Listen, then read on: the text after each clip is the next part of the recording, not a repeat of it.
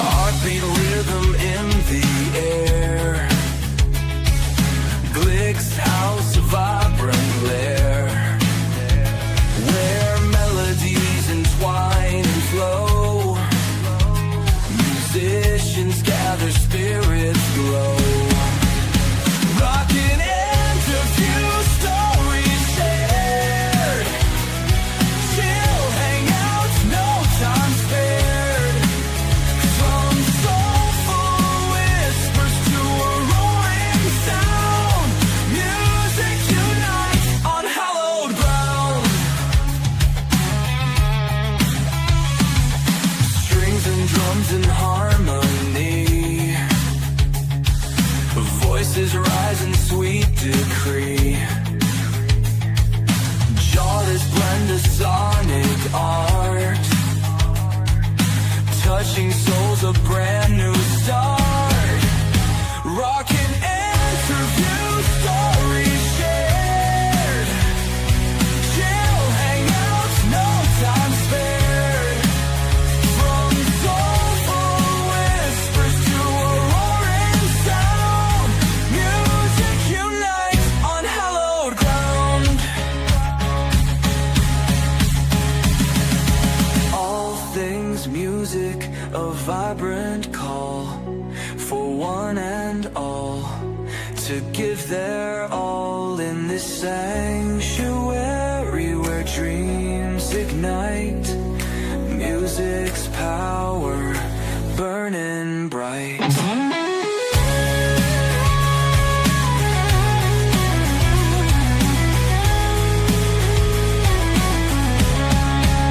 Rockin' interview, stories shared.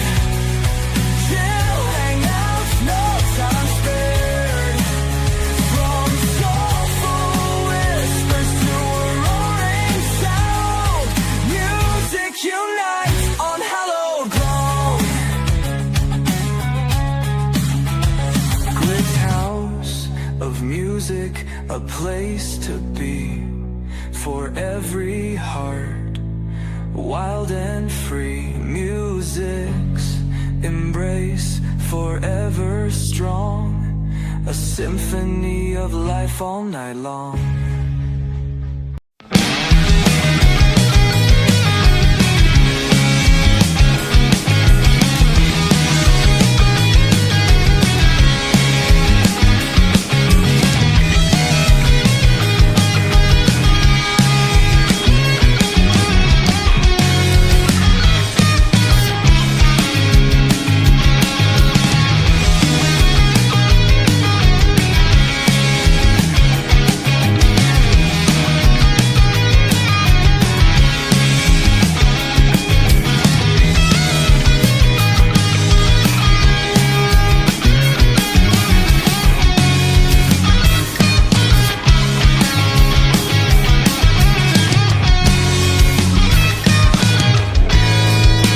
Trying the wine, the better I think it tastes. Now the term bittersweet could pertain to one on my Tinder date next week. I'm full of shame, I don't mind being hated or blamed. A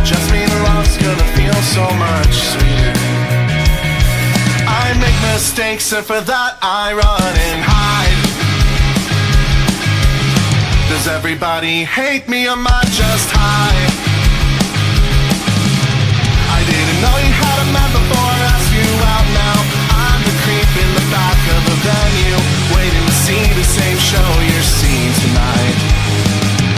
I can't make up my mind, and I apologize all the fucking time. You ask what for, but I don't have an answer. I never really got the hang of life. You'll find me sitting here waiting for some peace of mind. Can anybody help me find some peace of mind?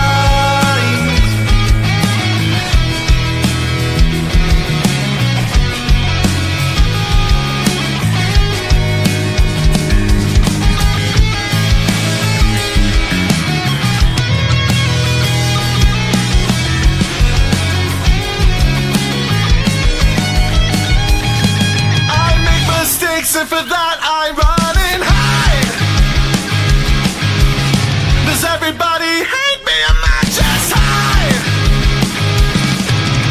I didn't know you had a man before I asked you out now. I'm the creep in the back of the venue, waiting to see the same show you're seeing tonight. I can't make up my mind, and I apologize all the fucking time. You ask what for, but I don't have an answer. I never really got the hang of life. You'll find me sitting here waiting for some peace of mind. Oh, I can't make up my mind, and I apologize all the fucking time. You ask what for, but I don't have an answer. I never really got the hang of life. You'll find me sitting here waiting to find some peace of mind. Can anybody help me find some peace of mind?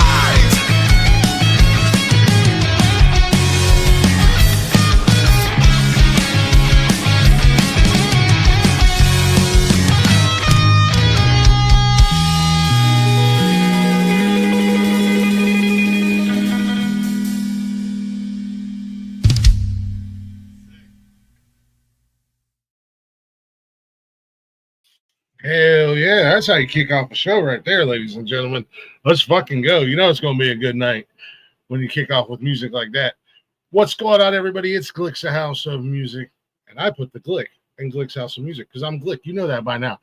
Anywho, we are part of the Nonsensical Network, and if you're not already following us or watching us or enjoying what we're doing, then shame on you. And if you don't know who we are, well, then shame on us. I'm going to do my part to help you. Help us help you. Exactly. You can find us everywhere: Facebook, Instagram, X, TikTok. Shows are live Monday through Sunday on YouTube, Facebook, and Twitch. And don't forget, you can listen to us anywhere, any place, wherever you listen to podcasts. That simply go to bio.link/nonsensical network. All them links are going to be there. So you can give us a follow, give us a like, give us a share. Don't forget, if you are watching this, whether it's live or replay or however you come across any of our stuff that we do, drop a like on it, drop a comment, help us out, put us in that algorithm so other people can see us too, especially if you like what we're doing. And if you don't like what we're doing, you can tell us we suck too. That's fine. That's all right. I'll just blame the other guys because it's not my fault. Anyways, while you're at bio.link, don't forget to check out Beauty and the Beard Creative Corner. You can get all your nonsensical swag, like the hoodie I have on right now. I'm going to get ready to take it off, but I had to put it on just for a minute. Nikki makes all of our merch, from the shirts to the hoodies to the cups, all that fun stuff. Beauty and the Beard Creative Corner. Go give Nikki some love. She is on Facebook and Instagram. And you don't have to buy just our stuff. If you want something else more personalized, well, you can do that as well. She can make you whatever you want. Whoa, look at my crazy hair. She can make you whatever you want, however you want, whenever you want. Beauty and the Beard Creative Corner. Sorry, I am sweating, so I had to get rid of that. Otherwise, I'm going to be a mess before this show is either halfway over. Nonetheless. But that kick-ass song, beginning of the show, was a little song called Indigo by the artist that we have hanging out here tonight. Any color you like. Now, I have a feeling I'm going to screw this up, but that's okay because that's what I do. They are San Antonio based indie soul prog. This is my favorite part about their description with a hint of lime. And we've got Noah and Gavin, sorry.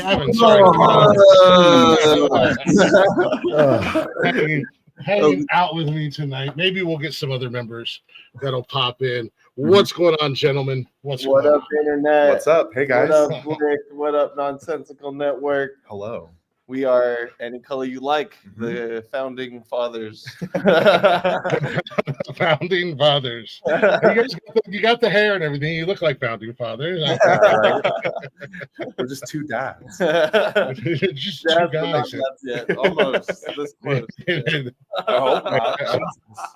I feel that. What's going on, Chattersbox? Thank you guys for being here. I see you guys over there in the chat. Don't forget, the chat is always open. We are live. If you've got questions that you like, ask the words are hard. If you like to ask the guys, you are welcome to as well. Take part in the conversation. So, anywho, right off the bat, indie soul prog. As my fiance thought I said earlier, frog, and she was like, "What the hell type of music is frog?" And I was like, there's something in San Antonio called frog. Maybe something in France. I don't know, but no, I said with a hint of lime. The hint of lime is the key. I love it. That's my favorite part is that hint of lime. But I just call it fun. I just call whatever you guys are doing a good fucking time at the end of the day. That's what we're in for. Thank bro. you. Thank you. You guys have been lighting up my Instagram algorithm since I started following you. And every time it just makes me want to dance around, puts a smile on my face. So shout out to you guys for making some kick-ass music. Thank you so much. Man. Yeah, thank you, man. No, we really appreciate it. We were shocked to find out you're from Ohio and that the Instagram algorithm is working. So welcome to the internet, everybody around the world. It gets us out of our small little towns and the entire world can see what we're doing. It's awesome. So, reels are a necessary evil, but we're doing it, Yes, social media in general is that a necessary evil at the end of the day for anybody who's going to try to do anything in the entertainment field. You have to do it. You have to do it. Yeah. You guys said you're founding fathers. How long have you guys been together as a band? How long have you guys? When did you guys start? Well, Noah started the band 2012 or something like that. Well, it's been through many variations. I'm from El Paso, Texas originally, so I would jam early versions of the songs with some homies out there, and then I moved to San Antonio in 2013. Had a vision in my mind, didn't know who to bring in at the time. We didn't really start the band till 2016, 2017. Back then, it was a whole different group of members. We had a whole different sound. We had a rapper, and it was cool. It was a cool experiment, but it wasn't where it was at. And so it wasn't until I talked to Gavin. We went to UIW in San Antonio together, and we studied music industry and music therapy. Mm-hmm. And it wasn't until, I approached him probably 2019, 2020-ish. I think 2020. Yeah. I'm like, hey, man, I have these songs in my head, you want to jam them with me. And lo and behold, Gavin had a creative brain too, and he wanted to get his songs out. And so it was a mutual agreement. We're going to learn each other's songs. We're going to play each other's songs and make it the best that we can. And we've slowly been adding members throughout the years, and now we're up to 7 members in the band. I was I was on your YouTube channel, and I was like, this is some old music, and I don't see anybody. I don't know if this is the right band or not. Yeah, no, we rebranded. It's a whole new band, whole new sound. Even the recording that we just listened to, our 2 original members that aren't in the band currently, but they helped us like get that song on the platform. Yeah, and everyone kind of contributed, to the sound that is current Any Color right now. So if you've kind of seen us like at that point, like releasing Indigo for the first time up until now, like you'd agree that we're a completely different band now. Yeah, completely different, but for the better. We got Jaden Posada on drums, Ashton Roberts on sax, Ivana Gomez on violin, Gabe Gomez on bass, Carly Green on vocals, backup vocals. Nice. And then myself, Noah Slavin, vocals, guitar, and I'm Gavin Massey, guitar and vocals. So 7 piece, and we might add keys down the line. So. It's a ever evolving, ever growing band. I mean, you guys are gonna have to, just have a bus just for your band members. Yeah, right. That's the dream. When this crypto. I mean, at the end of the day, you look at bands like Grand Funk Railroad. I think there's 75 members in the Grand Funk Railroad. They've got a full-blown horn section and guitar players and keyboards and everything else. So who's to say you guys can't just continue adding? Yeah. The goal is I really envision a whole orchestra behind us, and maybe that's in the future. But I hear some of these songs, an army of didgeridoos, orchestration, army of didgeridoos. Yeah. I mean, I'm down for the didgeridoos. I mean, sign me up. But for now, we'll keep it a small 7-piece. No, you guys are, like I said, you guys are definitely making fun music. Did you have a specific style in mind when you started to get together, or was it just we just want to make good music and have fun? For me, we just do whatever we want. Yeah, for sure. For me, I've been listening to them since I was in college too. I went to go see that first iteration of Any Color, and then when I was asked to be a part of it, I kind of shared what I was writing. I guess it was just whatever we bring to the table, it works. And that's kind of the goal, Any Color You Like is a representation of any sound that comes to us, really. Mm-hmm. And so a lot of these songs, are 7-minute, 10-minute kind of, they have movements to it. There's different parts. But a lot of it just kind of came to me in my bedroom, just writing over the years. And I really heard this kind of grand vision, and it took a lot of experimenting and different tempo changes and cut out some parts, add some parts, editing until we finally got the final forms that we have now. And then adding sax and violin just added a whole new dimension to it. Mm-hmm. And so, that's why I'm saying, the description is indie soul, so that's kind of like Gavin's side. He loves the beat. He loves just good classic pop rock song, or just that kind of form that you're used to. And then I like the weird kind of proggy stuff. I love Animals as Leaders and Chon and Rush, and then 70s stuff, and then Pink Floyd, of course. Mm-hmm. Pink Floyd. That's where the name comes from. From Dark Side of the Moon, Any Color You Like. But we're trying not to be, a Pink Floyd replica. We want to do our own thing in that. We still love to cover Pink Floyd, nonetheless, but we are the Pink cover band, ultimately. That'd be pretty dope to hear you guys do a Pink Floyd song. We've done it many times. Yeah, I don't know if I've come across that, or if you have it anywhere. We played Have a Cigar, Breathe, Time. We've done Echoes, which is a very rare one that people do. Yeah. And it goes, if it's our vein, 20-minute song, no problem. Yeah, what do I do? Who cares? I wanted to keep the vision of Pink Floyd, the epic orchestration kind of vibe, and that is how I think we represent to that. But it's totally unique. It's totally our own sound. We'll give you, like I said, a 7-minute crazy prog stuff. And then we'll go to Indigo, it's just short, sweet, catchy, fun, danceable. And we want to be able to experiment with literally anything. We're even talking about in the future, incorporating some electronic stuff and just having fun with it. Music should be not limited to a genre is how we feel, you know. As far as your imagination can take you, man. At the end Yeah. of the day, if you guys can, if you guys can think of it, you could probably figure out a way to make it happen. We try. Yeah. Ultimately, like the testament of the name, any color you like we love music. We want to be true and honest about the music that we're putting out, and it's for anyone that's there, because like we've been in situations where we've had people come up to us and be like, we've never heard anything like that before, it was amazing. And like they tell us like what kind of music they like, and it's very specific, but like we are a music for anyone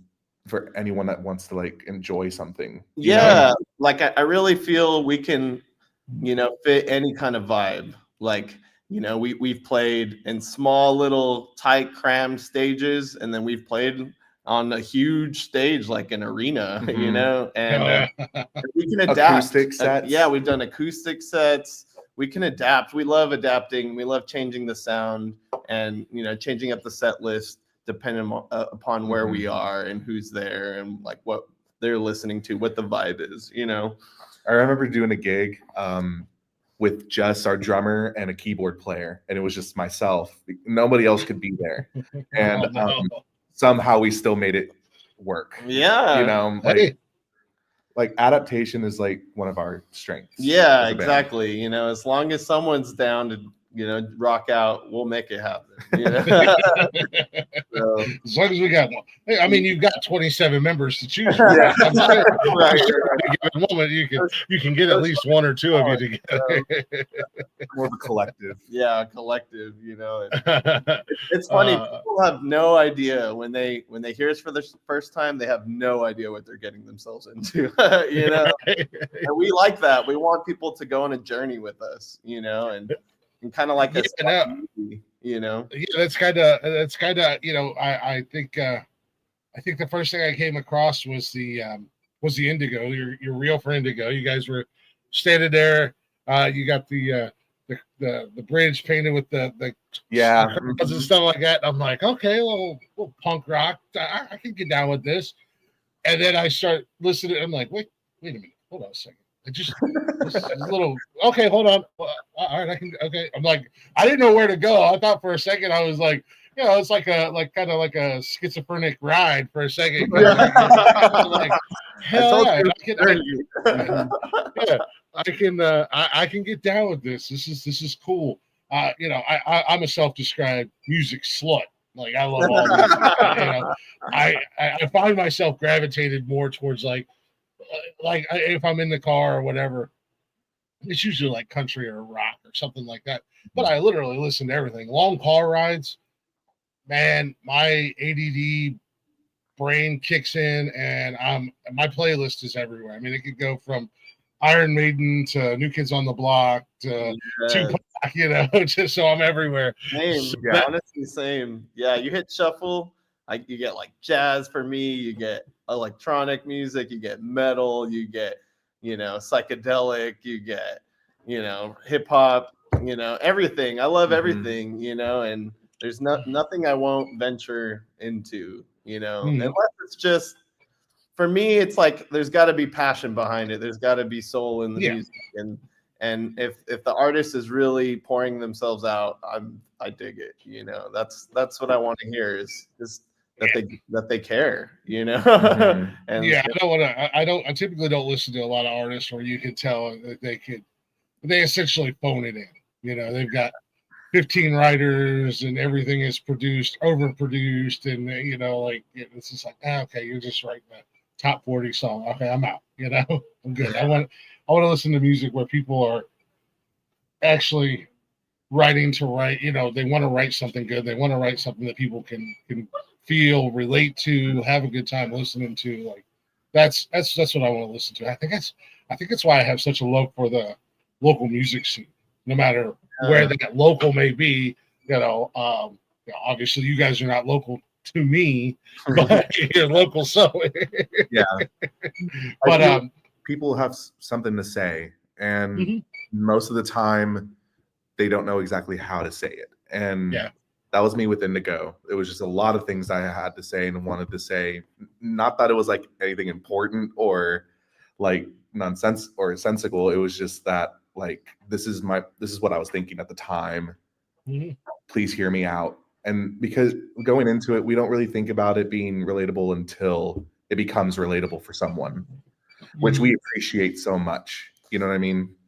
Yeah, to hear people, like this line really resonated with me or whatever, it's cool that you never know, what that will be as an artist. You just got to strive to be honest, and I think with that intention of just, trying to pour your soul, someone's going to relate to it because it comes from a real place, and we're trying, all of our songs cover, everything from heartbreak to the end of the world to just love lost and love found, and then we just kind of do fun crazy stuff too, party stuff too, so it's like we try to expand it to every emotion to really kind of reach out to places that people aren't really too familiar with sometimes, but that can hit a moment that does resonate with you, so Absolutely. yeah, that's kind of the goal, is just to be The mission. If you will. yeah, just to be to hit important subjects, but in any type of vein, in any type of lane. The human experience is infinite. It's like, so to try to cover just a fraction of that in a 3 to 5 minute to 10-minute song. So yeah. Like you said, screw it. Just go full on Pink Floyd, 20-minute song. Yeah, we love that. I mean, you do a couple, you do a couple 5-minute breakdowns in a song, allow people to go take a piss, go get a beer. Yeah, Come we'll have back. sections where everyone gets a solo and jazz influence, and we try to make everyone shine and give everyone their moment, And you can really confuse the hell out of people. I mean, somebody goes to the bathroom and you guys are doing something a little heavier, a little more punk rocker. Yeah. Then you come back and you've got a brass section doing a jazz number. It's like, did I miss something? Like, what's going on here? If you blink an eye, you're missing out, bro. Yeah. And if you go in expecting to hear something, you're gonna get disappointed because Yeah. you can't predict us. You can't expect anything. We're gonna throw something completely new and crazy at you every time. Yeah, right. No, exactly. I always expect it. Just there no expectations needed. Just know you're gonna go hear some music at the end of the day. I mean, we kind of live by that around here on the network. Just the bar is set very low at the end of the day. I know we're gonna put on the show for you. If you're gonna come check us out, we will fucking rock out for you. Guaranteed. We'll go to Ohio. Yeah. I I gotta agree with Blaze here in the comments. He said it would be a dope light show at the Sphere in Vegas. Oh man, that's the goal. Yeah, we got it. We got it coming up at the end of the year. I just feel like Blaze probably wants to take some mushrooms and trip balls to your guys' music, which again could definitely be done. I mean, do not discriminate. But no, yeah, we would love that. That's the goal. Is on the Pink Floyd grand scale. Eventually we would love a crazy light show, crazy visuals, and just make it theatrical, from start to finish, that you feel like you're in a movie. But we've changed like so much over the past few years, and like we're still kind of getting settled as to like what's for sure, who's here, who's staying, until we can like move forward into that the cinematic. Yeah, like it's hard. Like we have so many songs, so it's like it's like we're every practice. It's like we only get a couple hours with the band, so it's like we only get to cover this much out of what we have. Sure, it's a big icing on the cake. But yeah, figuring out the set list. But it's also cool. It's like I said, dependent upon the venue, we can adapt to the kind of sound that we don't want to overwhelm anyone with sound, but at the same time, we want to keep you interested. Yeah, you don't want to walk into like a hole in the wall bar and podunk middle of Texas, and We've done before. Yeah, we've done before. completely go the wrong direction in a bunch of like, what the hell? Yeah, if We we're did- not playing some country or Yeah. something, we're fucking up. You know? We did a show in Brownsville, and for this festival, and right next door, like, so we would be playing a song, and then when we're done, like, it kind of dies down, and next door is this club. So when the song's done and it's kind of like silent in the room, all you hear next door is Yeah. Which is why I want to write an electronic song. Yeah. So it's like that happens, it's like, oh, okay, I hear you, and then you know, just jam out. Oh yeah, you a little something for everybody. Everybody's Yeah, gonna exactly. be That's happy. the If goal. they go to Any Color You Like show. I'll tell you what, man. I was gonna ask you guys where the name came from, but it kind of I'm creeping around and looking for your guys' music. I figured it had a very heavy Pink Floyd influence, because that's all that came up when I put in. Exactly, right? That's so frustrating. Then I had to put in the band name and Indigo, but even still, it was like Pink Floyd, Pink Floyd, Pink Floyd. Oh, there they are. Got them. Yeah, people ask us, and then they're like, "Oh, this song," and it's Pink Floyd, and we're like, "No. We got to fight that algorithm, but Yeah. Yeah. the way to do that is just we're releasing more content soon. So right now, we've had these 2 songs for a couple of years, and that's why it's been kind of hard to find us. But we've been hitting the studio really hard since September, Mhm. and we got at least 6 or 7 new tracks coming out. Including re-recordings of like old stuff, like there may be a new version of Indigo, Yeah, Nice. with violin and sax, violin and sax. and kind of different, more thrashier. Oh, and vibe. not in 432 BP, 432 hertz. Yeah, we tuning. used to play in different tunings and different frequencies. Right now, it's like I think we settled on 440 hertz, just because it's hard to tune sax a little bit down, and violin. But yeah, we've experimented with everything, and we played in different tunings. Right now, we're in D standard tuning, so it's low. It's not too low, but it's pretty low. It's a little, it's like it's good. It has that warm, bassy kind of feeling, and I feel like it fits our vocal range too. So we like experimenting, and just different tunings and different sounds. And I've seen a couple of the videos with the sax and the violin or fiddle, depending upon where you're from. yeah, we'll take a fiddle. It is. They are a dope addition, man. That's a cool sound. But I gotta say, your saxophone player. Now I'm a product of the '80s. He's got to grow his hair out long, take his shirt off, look up a little bit. Yeah. We need sexy saxophone guy from the Lost Boys to be in. Yeah, right. Yeah, definitely. We need a sweaty sax man. Kind of like this professional, Ashton will be our, PR guy. Like, when we're talking to labels, we're gonna send Ashton because he's clean. Yeah, exactly. Just oil him up, tight jeans, take his shirt off. There you go. That's a man. We saw this in the contract, and we're out. We're completely unconfrontational. Yeah, no, Ashton will shut him down. He's left. Yeah. No, it is.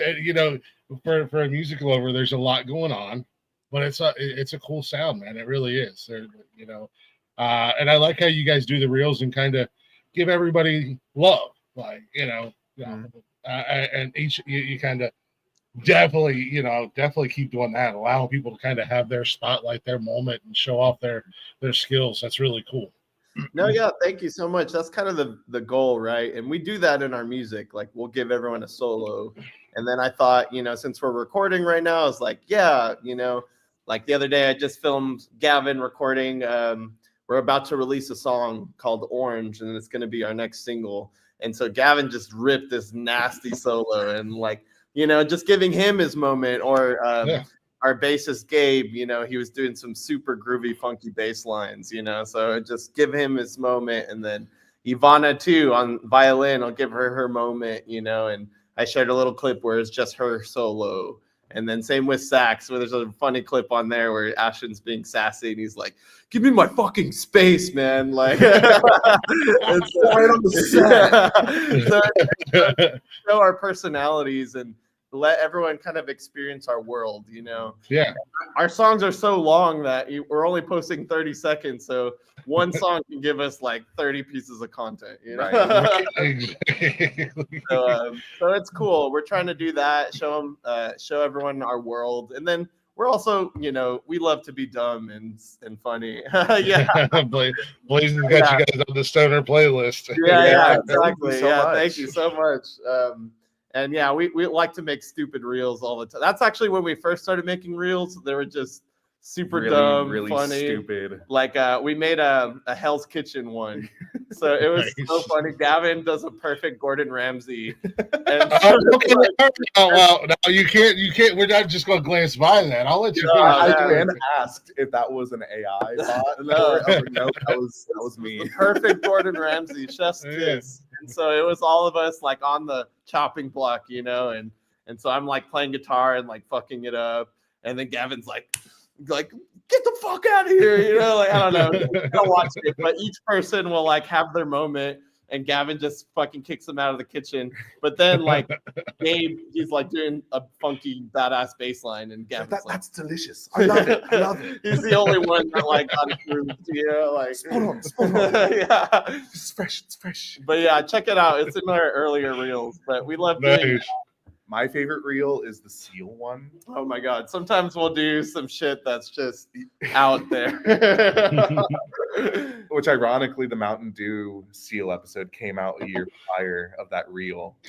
So we did, that song by Seal, Kiss from a Rose. Kiss from a Rose. Oh yeah, Yeah. I'm a big Seal fan. So we did a stupid reel where I'm like watching TV. He's watching a seal like a seal documentary about like, seals, like on Animal Planet or whatever. Yeah.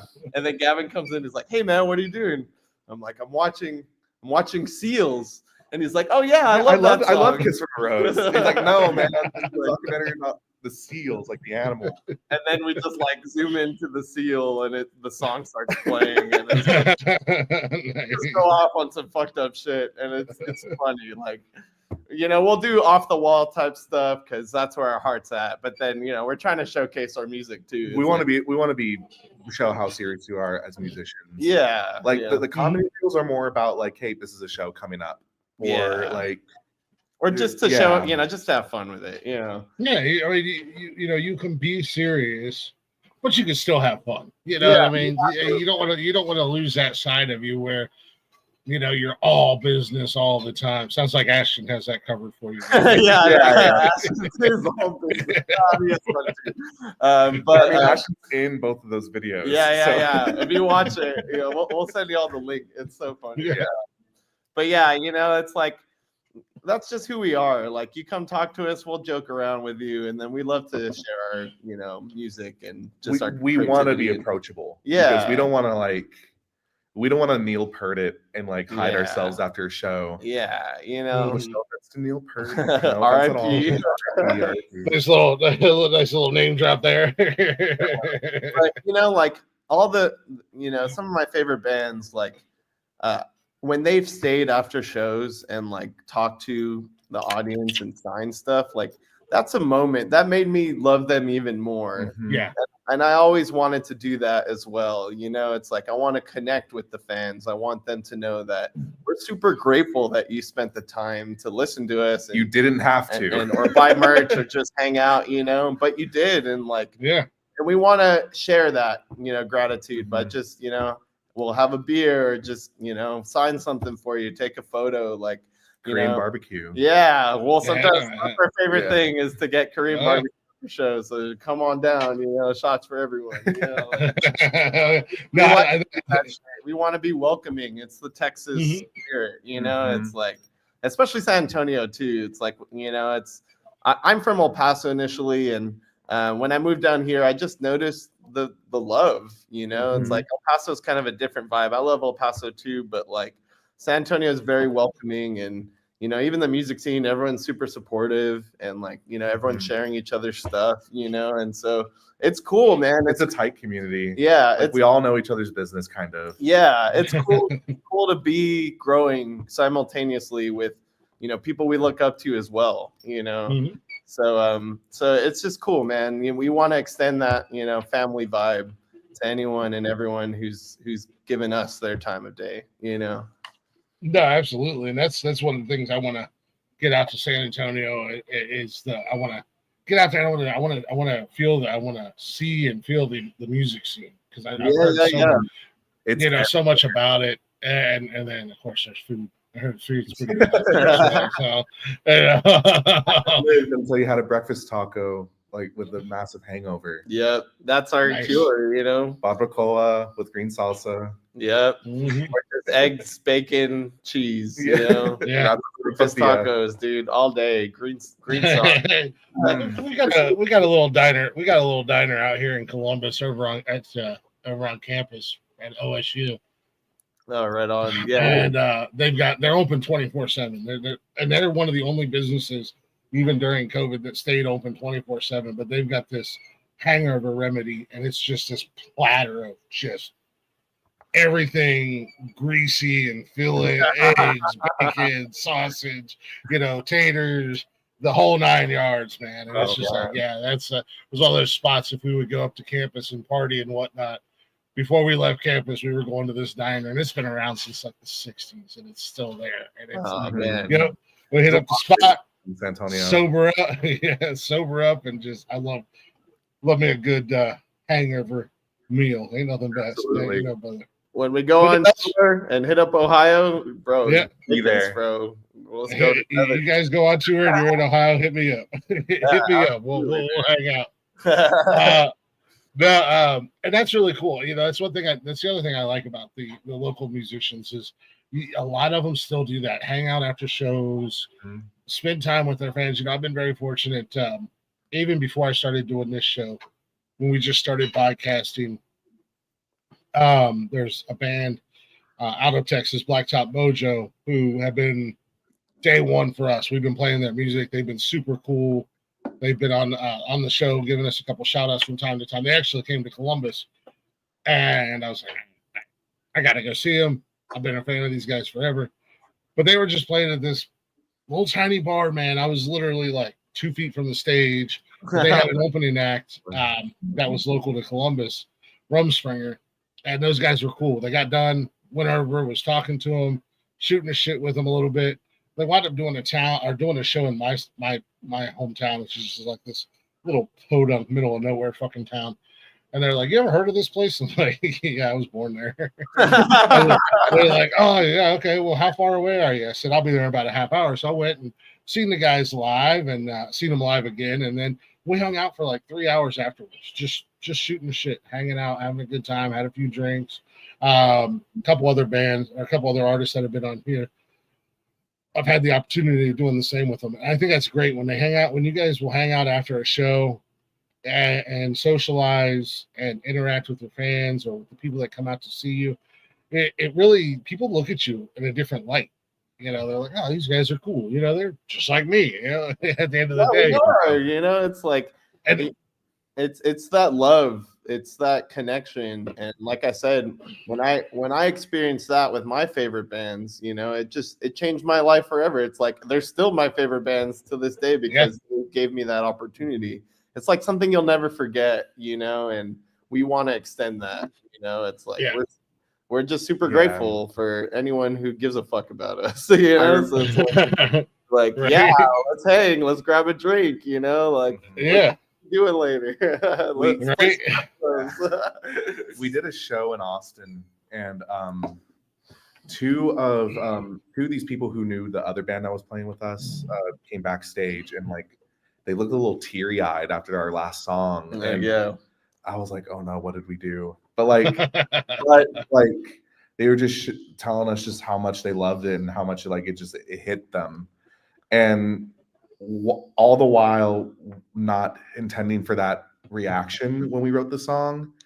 like it made me feel so much better about it, and like knowing that like, okay, this was the right song to do. Or Yeah. Mhm. And that's what I'm saying. Like, that's why we write such a diverse palette of music, because it's like you never know which song is going to hit someone, Mhm. especially hard, and make them feel like they're heard, make them feel that, they can relate to us, And they're not alone, and they're not because we feel the alone, same things. Yeah. you know? I yeah, I think that's the biggest thing is that they, oh man, there's somebody else that's going through exactly what I'm going through. Mhm. Kinda like Yeah. you said with Indigo, you were just throwing shit out there, Yeah. man. Like I was you dumping just a lot of thoughts all at once when I wrote that song. you were kind of word vomiting and just Mhm. throwing shit out there. And there's a lot of lines in there that I could see where they could hit people and whatnot. And as there's even a couple that as someone who also has ADD, yeah. like has too much to say all at once, and then until the point where I can't. So this Yeah. was the perfect opportunity to be like, okay, this is what I have to say. Yeah. Just Sorry to interrupt. behind me. I need 5 minutes, maybe 15 minutes, guys. Here it comes. It's probably not going to make a lot of sense, but but it works. Yeah, I've been looking like at a lot of like music marketing kind of advice stuff, right? And one of the big questions that came up is like, what is your why? Like, what is your purpose? Like, are you just trying to blow up and forget about everyone? Or are you trying to like make an impact, So I really thought about that, and a simple kind of why for us is like to relate to music. To relate to people through the power of music, just to give someone a moment, something to hold on to, something that, they can cherish, and long after the show, that moment stayed in their mind and it helped them through something. Or, maybe they needed to release some steam and that song got them through it, Mhm. Yeah. So just, trying to help people in that way. And maybe it's just an escape. Maybe it's just a moment to forget about your problems Mhm. and just to come rock out with us, Right. And if we could provide that for you, that's, job accomplished, mission accomplished, That's winning, What up, Chaka? We see you down there in the Sanders box. What's up with you, brother? No, I mean, there's a lot of people, myself including, that music is our escape. It's our safe place, quote unquote our safe place. I've said it a million times, whether it be on this show or various other shows that I'm a part of or whatever here on the network, that I'm a big one. If I'm having a bad day, man, I'll go put my windows down. And Jason Aldean, like for me, Jason Aldean's like my spirit animal. Because I swear, dude, I swear to God, it's like this man is living inside my head when he's writing songs, because I've lived every damn thing, almost every song. So I crank up the stereo in my car. I'm on a backcountry road. I'm zoned out listening to music 100 miles an hour, twisty, windy, curvy roads. And it's just my escape so that I can just shut my brain off and just escape for a little bit. There's artists that have been on this show that are now permanently on my workout playlist, because when I go to the gym and I'm working out, I'm in a mindset. So this is my escape. I can escape reality. And I have all these new artists, and they're just they're preaching the word to me as I'm trying to do what I need to do in the gym, but also process some of the shit that's happening in my day-to-day life at the same time. So, musicians like yourselves, you just hopefully have that moment for somebody where they relate to, whether it's a line, whether it's a song, it's a show that you guys do. They might be new to you guys, and all of a sudden you come out there and you do your 45-minute, half-hour show or whatever, hour show, and it just resonates something differently with them. And it's like, oh man, these guys are kind of feeling what I'm feeling at the end of the day. That's the goal, and we love to do that. And that's what keeps people coming back to our shows, The band members feel it too. Like, when we were in the studio doing Indigo again, or just rewriting Indigo for like the new parts, saxophone and violin, Ivana and Ashton came up with like these really beautiful parts for the song, like these little like melodies to it. And like there was yet another thing that I forgot to mention in the song. Like it's not just the words that I'm trying to put out that people want to understand. Like it's also through the music. And when they made that melody line, like there was like, oh, there's something I forgot to mention in my own song. And because because my song spoke to them in a way where they had something to say too. Mm-hmm. And that's how it all evolves too. Is like when we have these new members, we each have something to say and we want to say it in that song. Yeah, and give everyone their moment to say it, Mm-hmm. highlight them, you know. It's like I've seen bands that have, you know, violin or sax, but they're very background. But this is the opposite with us. It's like they're front and center, you know. They'll wail a line, or Ivana will do something really beautiful on violin that just pulls you in, you know. It's like it's a moment that makes you slow down. And then Ashton, the sax player, he went to North Texas and studied music there. So he's got that jazz background. He can shred.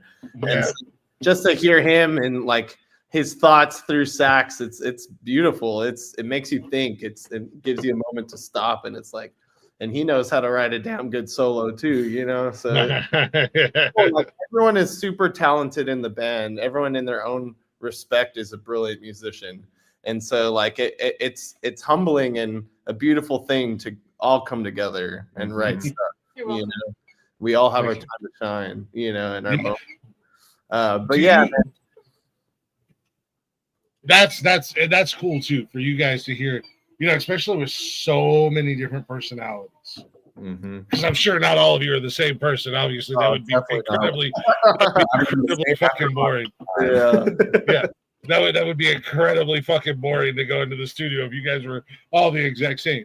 But with so many different personalities, and you guys said there's 7 of you currently, when you guys come together and you're writing new music, is it usually just the 2 of you, or do you guys come together collectively as a unit and write together, or do you bring something to the table and then they're just like, hey, what about this here and that there? It'll start with like a few of us. Like with Indigo, it was Noah and our old bass player in the room, me telling, hey, this is my song, what do y'all think? And then Ivana, our violin player, and Noah brought a song together, and they were like, hey guys, what do you think about this? So like it usually starts with either some of us or most of us in the room. And then when we have like some form of an idea, we come to each other and be like, hey, what do you think about this? Yeah, like they'll bring the skeleton. Someone will bring the skeleton, and then we all kind of fill it out. But you know, as we're recording and as we continue to grow, like I want us to have that Beatles element where each person has their song. You know, so Gavin has his song, I have my song, Ivana has her song, Carly, she's our singer, has our song. Even Gabe. So Gabe's an incredible bassist, but he's an amazing guitar player too. A wonderful songwriter too. And so he has a song too, completely different vibe, completely different feel, but we're totally going to do it because we want everyone to shine. And then Jaden, our drummer, is a fucking beast, a monster. And he comes from real metal, kind of proggy, just background. And so math rock background. And so like, it's really cool to hear Jaden's input on stuff. And like, we have a song called Ghost that in the middle of the song, there's solo sections, but Jaden really helped flesh that out and make it into just an evolving movement instead of just random solos. So like, we'll each have our solos, but it's all leading to the pinnacle final moment, you know, and Jaden brings that with his beast playing, you know. So it's like it's really cool. Like we all bring something beautiful to the table and we all make the song better than it ever could have been alone, you know, writing it ourselves, you know. And there's no shortage of ideas and let's try this, let's take out this, you know, let's change this part, you know, let's add this harmony, you know. And it's always evolving, you know. Even the songs that we've had, even Indigo, like we've had Indigo probably the longest, and it's changed and evolved to this day. Like you should hear it now. It's crazy. Yeah. So like that recording was 5 years ago, maybe 4 years ago, but now it's like crazy. It has all these pauses and breakdowns and kind of sax and violin and just different, you know, elements where it shows the growth. It shows you know, that each person's personality. Yeah, you know. With all the new stuff you guys are working on, you've got the remastered remake version of Indigo, which now you've got me excited to hear because I love that. It's completely that's a great fucking song, by the way. I love it. I'm digging what I'm hearing of Orange so far. Mhm. You know, you guys got anything else and it's coming out? And I mean, if people follow you guys at Yeah, yeah. ACYL official on Instagram, you'll see everything I'm doing. ACYL Music. Music official, my bad. Well, is ACYL official, but Do yeah, not go to YouTube. Do not go to YouTube and type in ACYL because that is a death metal band. yeah. No, Oh, I really? didn't I didn't know even know that. So it's like I searched ACYL, and yeah, they're like a tribal like metal band. That's crazy. They are a little intimidating, a little Yeah. scary. Not gonna lie, Not but a however, they're kind of cool. They sound kind of cool. Yeah. No, ACYL Music is our handle on Instagram and all platforms. Mhm. Or you could just type in any color you like, San Antonio. But it's not color because any color you like the British spelling COLOUR is actually a Pink Floyd cover band. So we're not a Pink Floyd cover band, even though we'll You're occasionally. really not helping yourselves here. Yeah. So it's important. It's important to ACYL Music. That's us, and we're gonna beat this algorithm because I'm posting every day. I promise you. But yeah. So our next single, hopefully, should be done within the next month in March. Is Orange, and after that, we're gonna release more of our proggier stuff. The next song will be Ghost, which is like a 10-minute song, but it's super cool. Has all these movements, has the solo section that I'm talking about. We have another song. It's about when the sun explodes in 4 billion years.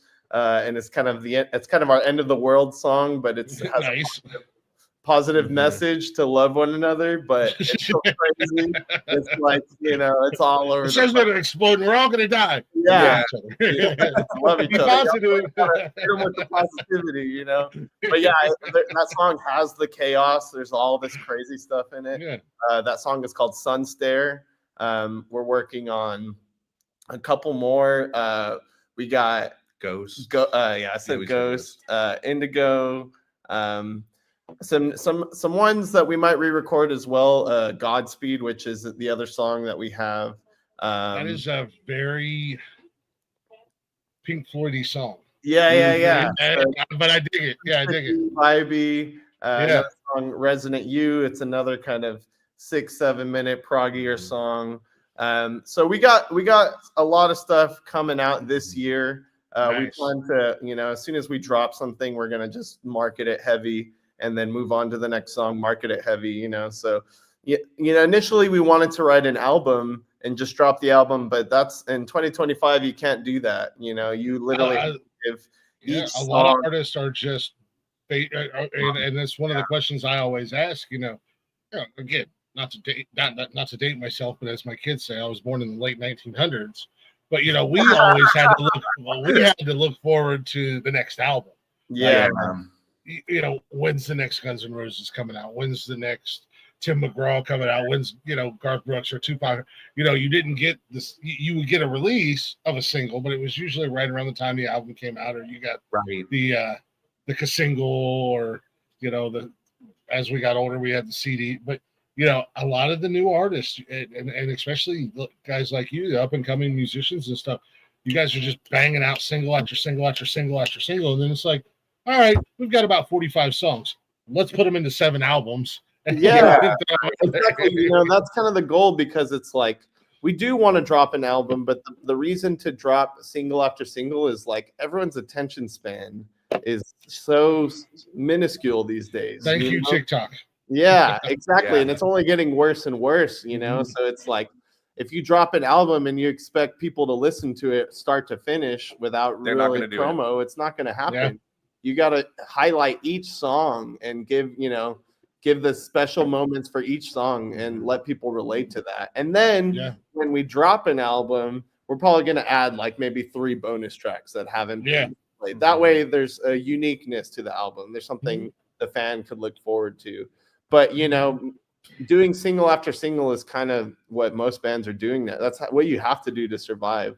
But, we're stoked for it because it just means we have content for days. It's like we never run out of content because we can always eat. Like I said, each song is like 10 minutes or whatever. So do 30 seconds here, 30 seconds here, 30 seconds here, 30 seconds here. And like it's new. There's something new. Another song, sorry, that we're recording as well that I forgot to mention is called Starshine. And that one is another like 7-minute, 10-minute song. It's our kind of it's our unofficial Dune soundtrack. Yeah. Nice. It's about being heartbroken in the desert. So we always like reference Dune, you know. Stuck in the desert and heartbroken. Jesus. Let's go back to talking about the sun exploding. God, that'd be a quick. All Atreides is a sad boy. Yeah, exactly. You know? So it's that'd like be a quick and painless death. Now you have broken hearted and walking through the desert, the slow, painful death. Come on. The singles kind of work out anyway. If you notice, there's songs with color names. So far, orange and indigo, and we also have a violet. And we've done a yellow a few times, but like eventually, like all the colors will be on there, and then you get to put them in the order. Yeah, like that's cool. Of the Roy G. Biv spectrum. And so are they going to tell a story when you put them in order, or is it just? It won't be anything like super linear. I think it's going to be connected through some musical motifs, maybe a few lyrics. But I think the one concept is just like how we're all feeling. Yeah. And like these colors reflect it in a way. Nice. But the songs that aren't colors too, like we do want to tell a story. Like we're very space themed. We love space. We love like just, you know, sci-fi kind of universes. Yeah.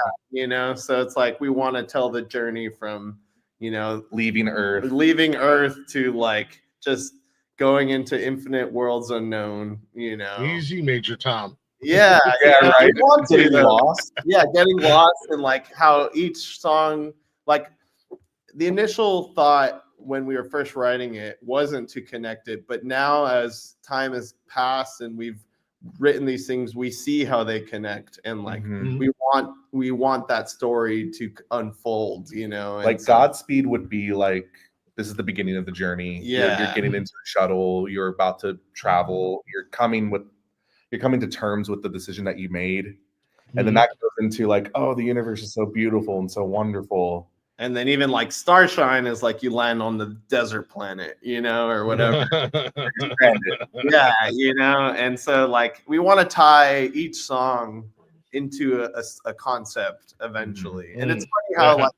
We didn't plan for that, but it's kind of all coming together now, you know. Yeah. And then the color spectrum is different though. Like it'll be cool to come back to it because we do, you know, not everything is color names, but when we group everything into like the Roy G. Biv or even the other colors too, we're gonna have like turquoise and maroon and you know all these kind of you know every and that's going to be a different concept as well. So it's coming together. It's coming together. Oh yeah, untrackable. Love you, brother. Hope you're doing good out there. Love you too. Thank you. That's our extended family right there. Little brother from another mother. Oh, rock on. That's our boy. That's our boy, untrackable.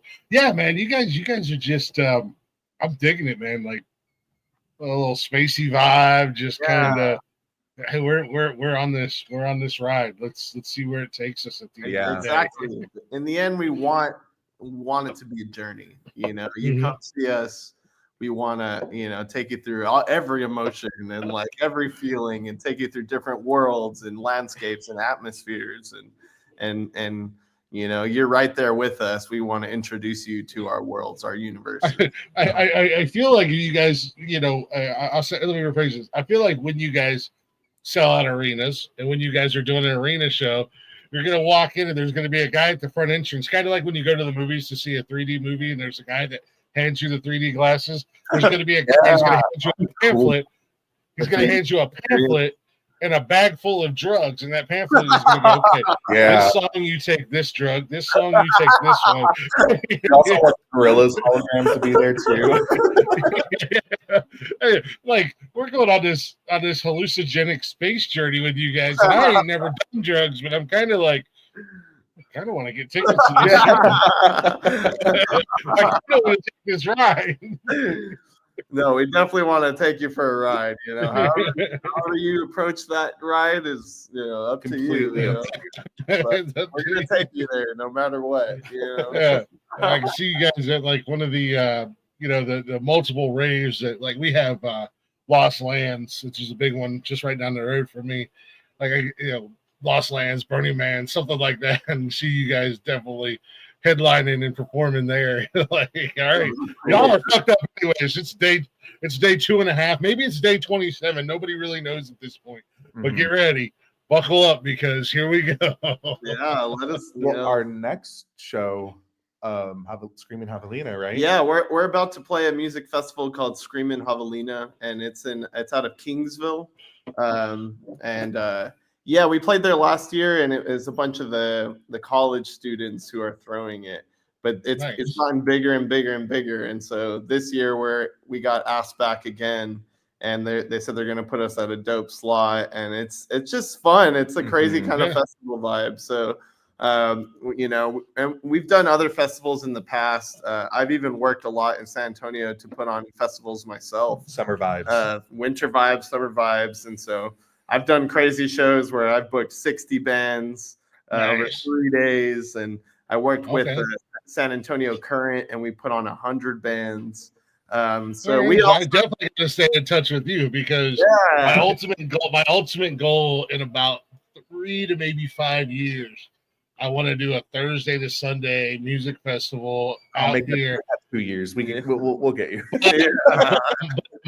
But I'm only doing it with But I'm only doing it with acts that have been on my show. Which so cool, man. Yeah. And I've covered rappers, country artists, rockers, you guys, I don't discriminate. If I like the music, I'm hitting people up like, hey, so I want it to spotlight all my former guests. A little Glick's House of Music Festival, but like a 4-day event with just bringing everybody in. If you've already done that stuff, I have another guy on that I've interviewed again. We might be able to do something here. And I've got a couple ideas for a couple venues here in my area, here in Ohio. That would be really cool. It's just a matter of reaching out. Like we've done it. I've been doing festivals too for the past 8 years almost. So hell yeah, I love music festivals. We rock out, but we like to put on the scene as well. So I'm all about it, man. Glick's House of Music Festival would be awesome. Yeah, brought to you by the Nonsensical Network. And Miller Lite, we gotta get Miller Lite on board. Yeah, hell yeah. No,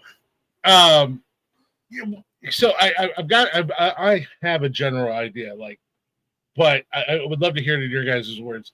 What do you guys like collectively as a whole? What is your stage presence like? I mean, I can only imagine what it's like, but but first of all, on stage. If we can find a stage big enough to hold 7 people.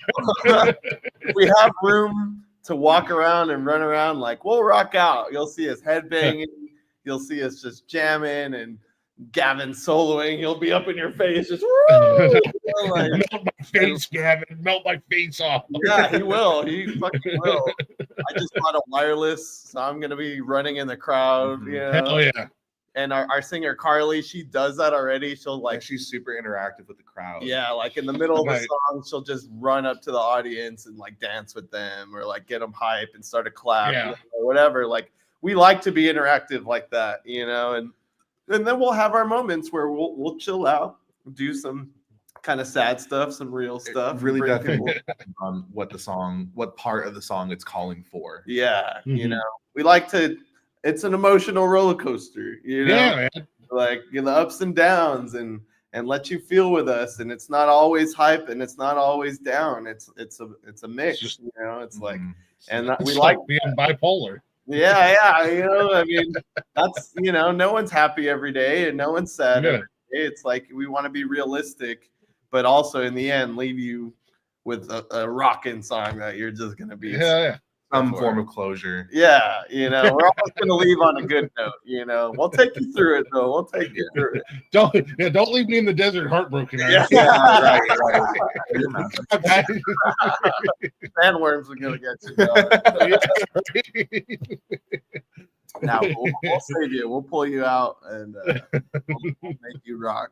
Also, sure. if you follow us, follow you right back. Yeah. That's another belief in our statement. Yeah, for sure. I will say that firsthand experience. You guys, I try to be very good about following it because I run all of our social media here on the network, and I try to be good about following people. But I'm also a little weary. I'm a little hesitant because you gotta be mindful of the bots and the will boost your viewers by 10,000 views if you blah blah blah. But I try to follow everybody real back that follows us, and you guys were quick to hit the follow button. I was like, man. Well, you guys were quick to hit the respond button on the messages as well. I was like, well, shit. we used to follow everyone right away, but I'm also kind of like, okay, I'm only gonna really follow people who are super digging us, and we actually had a local problem with the harassment thing, and just someone just following the band and making them uncomfortable and filming without their consent. You guys had a stalker. You made the big time. It was another band. Yeah, it was another band. But we all came together, all the local bands, to spread awareness. So we're always on the lookout for some fucked up shit. But no, it's a safe space with us. We try to build the San Antonio community is really close. That's cool because you hear the horror stories from back in the day. And this is one of the topics that we've talked a lot about on this here show, the different communities. And I love the fact that the music community, whether it be you guys in San Antonio or the Nashville music scene, which we all know the Nashville music scene is huge, of course, or wherever various artists are from, the communities aren't like they used to be, because back in the day, man, you heard the stories that they'll step on their grandma to get ahead, let alone some other schlub that's trying to do the same thing they're doing.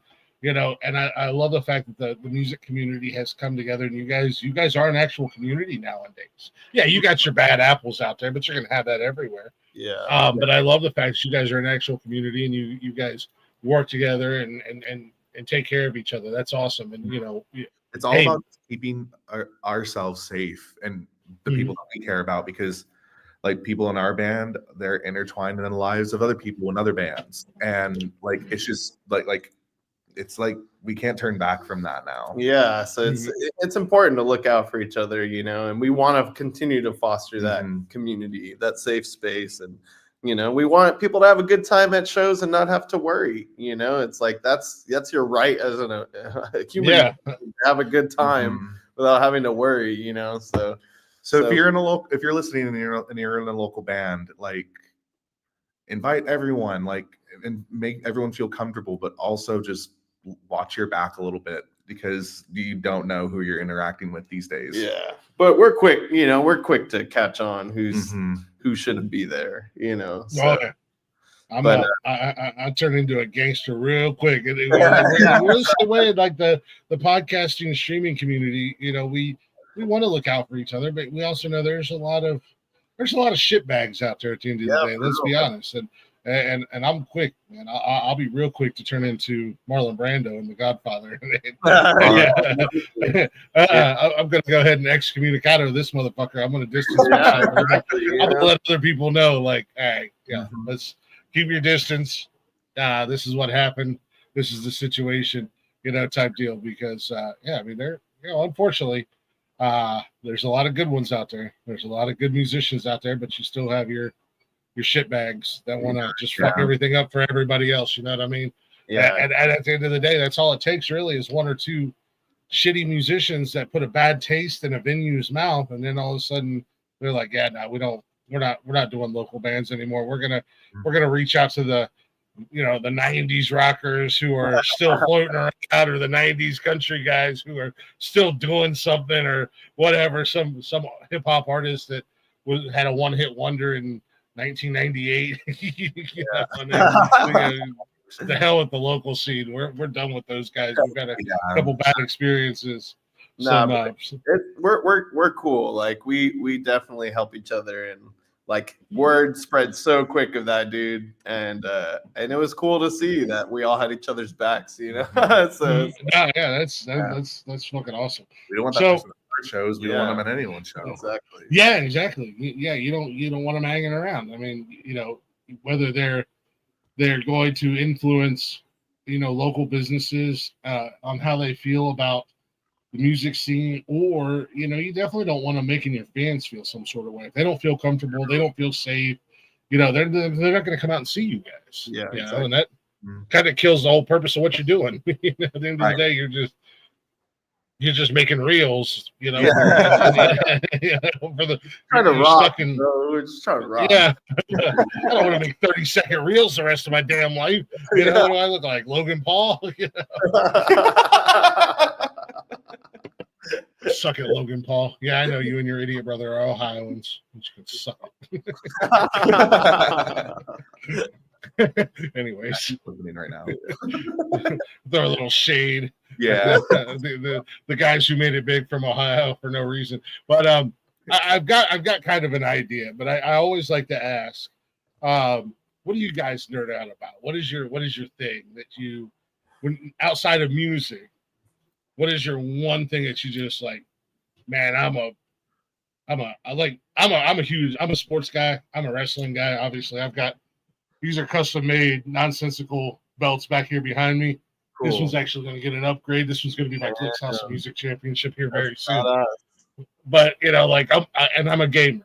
So like, what do you outside of music? What do you totally Smash Bros, Skyrim, Halo, Elden Ring. Like we love to game. My whole life, like I should have been practicing, but I was fucking gaming. Like I was gaming hard my whole life, and then it wasn't until like 10 years ago that I started taking it more seriously.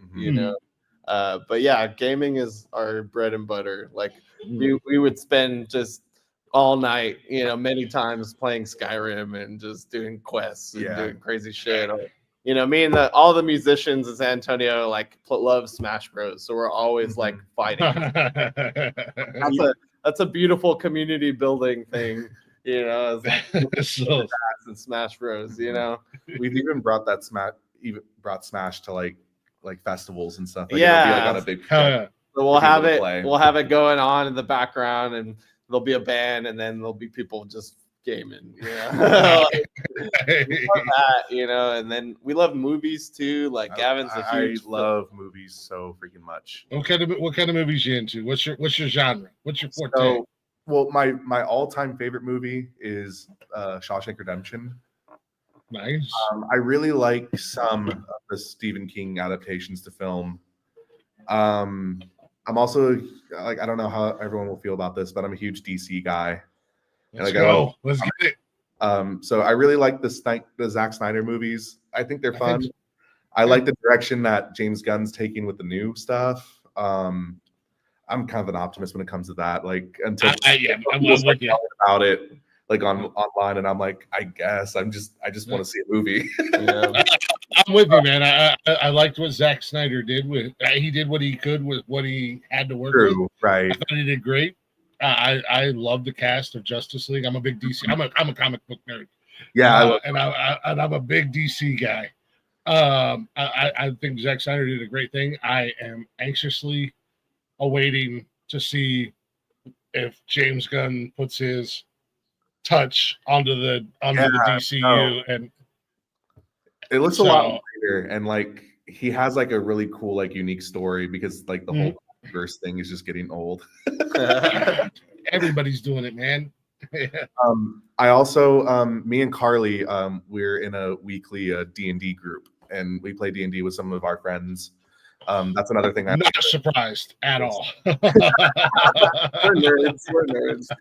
We're also food snobs. Like we're huge foodies. Like we love go out, try new places all the time. Like I probably spend 90% of my paycheck on food. Noah opened my eyes to Korean barbecue. Yeah, and, like, we go to a few spots that nobody else goes to. Yeah, so we always do that. Sushi, we love sushi, ramen, you know, all that. You just we love good food. Late you night know? street tacos. Yeah, street Oh, tacos. yeah, man. You know, Well, the late night street vendors, when you're, especially if you're feeling, if you've had a good, we'll just say if you've had a good night, Yeah. and you come out of an establishment at 1 or 2 in the morning, and there's a street vendor there, and they've got tacos or hot dogs or brats or whatever they got. Those are angels sent down from heaven above. exactly. Nothing better than coming out of the gig all fucked up, but then just a steaming plate of tacos or a hot dog, ramen or whatever, you know, right in front of your face. And that's the best. That's my bliss. That's my heaven right there. You know. Yeah. So we're always trying new places, and then you know, just hanging out too. Like we'll just we like hiking. We've done that a couple times. Like I love to just go out in nature. And there's a lot of really cool hiking trails over in San Antonio. Yeah, like all over the place. Super fun. I want to, you know, take us on a tour where we go through like Big Bend and all the nature spots through Texas. And stargazing. There's a really cool place called the McDonald Observatory that I want to take us through. And you know, I'm a big fan of nature and big fan of just, you know, taking it all in and just loving everything around us. So, but yeah, you know, that's stuff that just inspires you, you know. We gravitate to those kind of things, you know.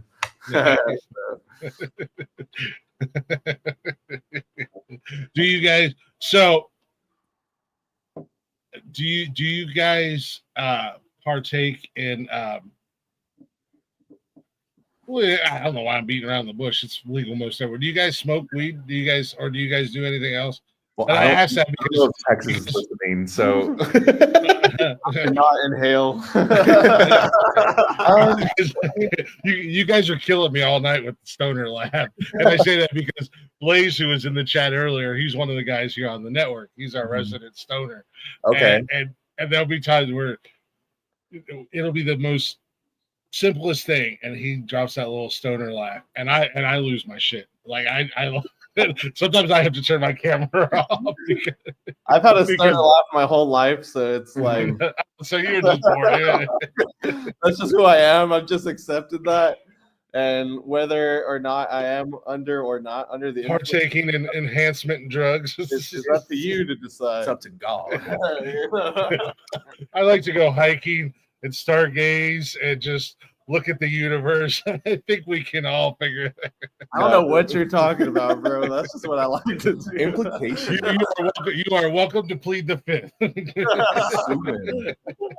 like to have I'm not a cop. I'm not a cop. I promise. Trust me. I guess like when we're performing, we don't really do that until like after, or like when we're after practice. Like I think when we go into like the mode of it all, like we want to be as focused as possible.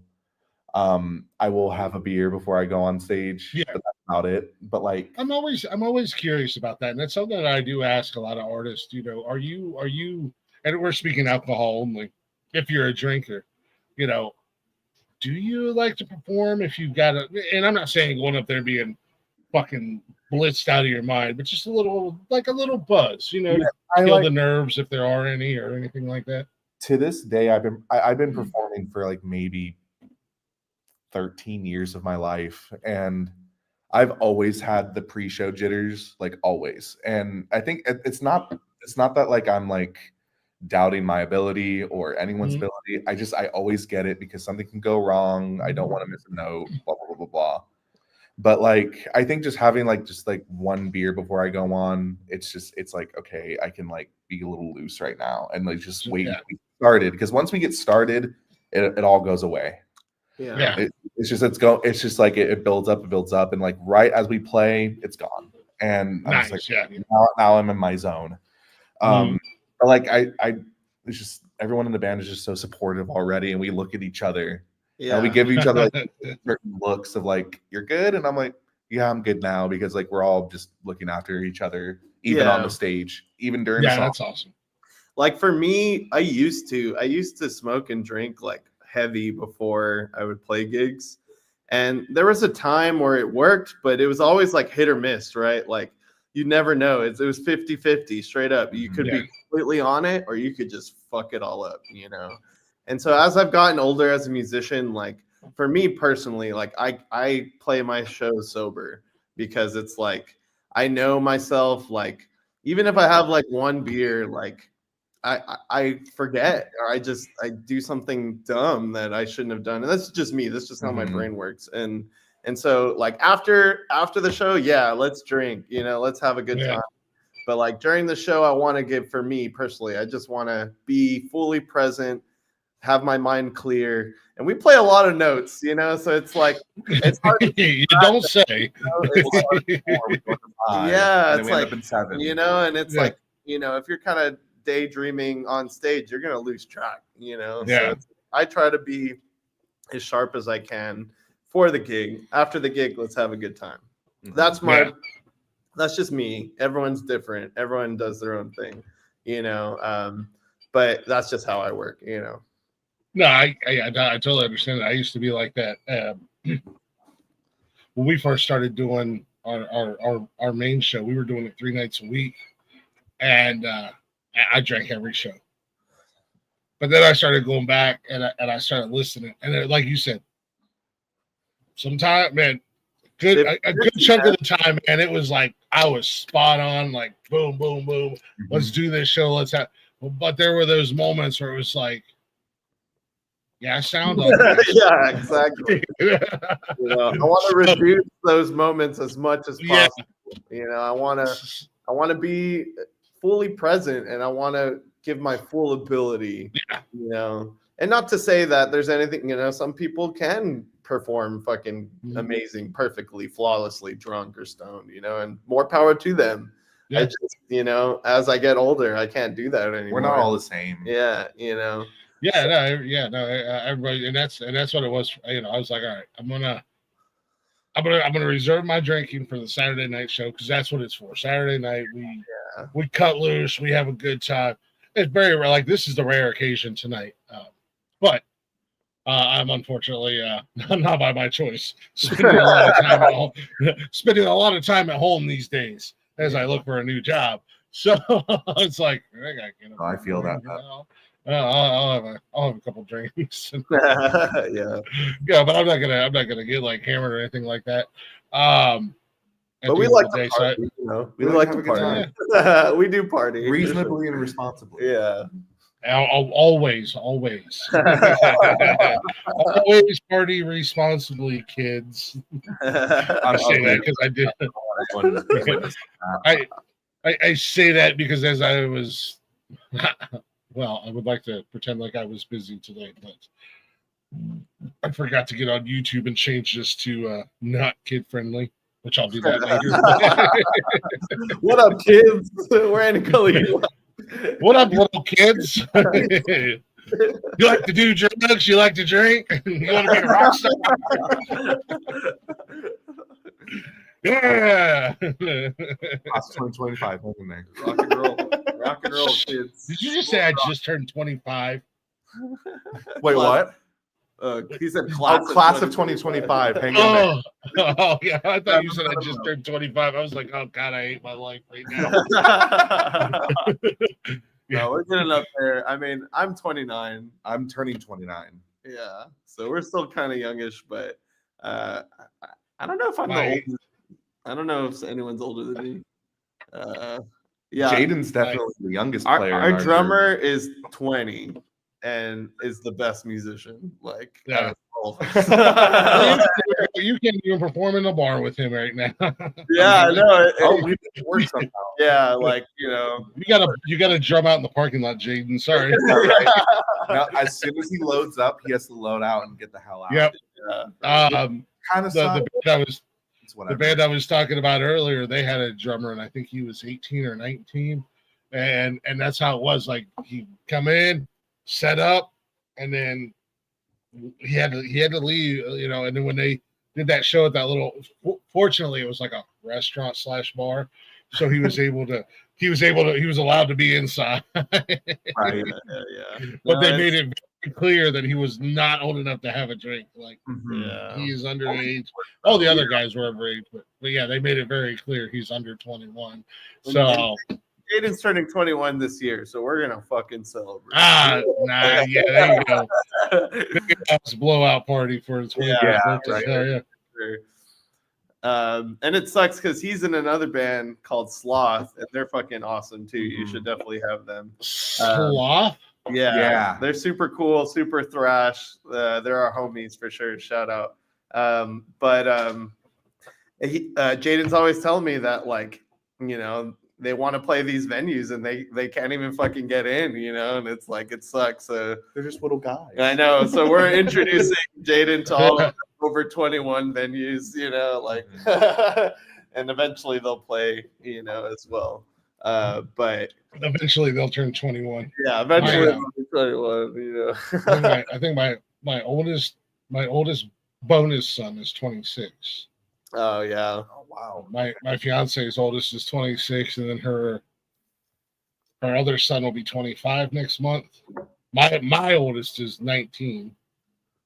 I've got 19, 15, and 11, and they've all got birthdays coming up here in the next few months. So it's like February, March, April, May, July times 2, because my fiance's birthday's in July as well. And my youngest son's in July, so it's just like, boom, take that, wallet.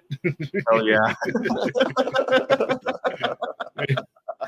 You're Enjoy. big. Yeah. Nerf season. Yeah. My bank account's like, can we go back to just paying bills and not paying for birthdays? Because that would be great. Yeah. So you guys is everybody in the band? Are you guys all pretty much from the same area? Are you guys We're all from San Antonio. We just all live in different like suburbs and areas of San Antonio. Yeah, Noah's in Leon Valley, and that's where we go to practice. Me and Ivana are like in Northeast Side. Jaden is over in like by Leon Valley too. By Leon Valley a little bit. Yeah. We're kind of all over the place in San Antonio, but like everywhere is just so accessible that we don't really have a problem like meeting and stuff. We do like weekly band practices. Whoever comes can come. We mostly have like a full room, but sometimes not everyone can make it. We have to like take into account of life and we'll do as we've learned tonight, you other 5, you're on our list. Everyone had the link, all right. I did my job. I said, "Hey, 7 you other 5 interviews." Today's not practice day, so that's why. Yeah, exactly. You other 5 were in the band. If this was like a studio, I think people would come. Yeah, right. You get everybody in the same room. Yeah. No, that's so.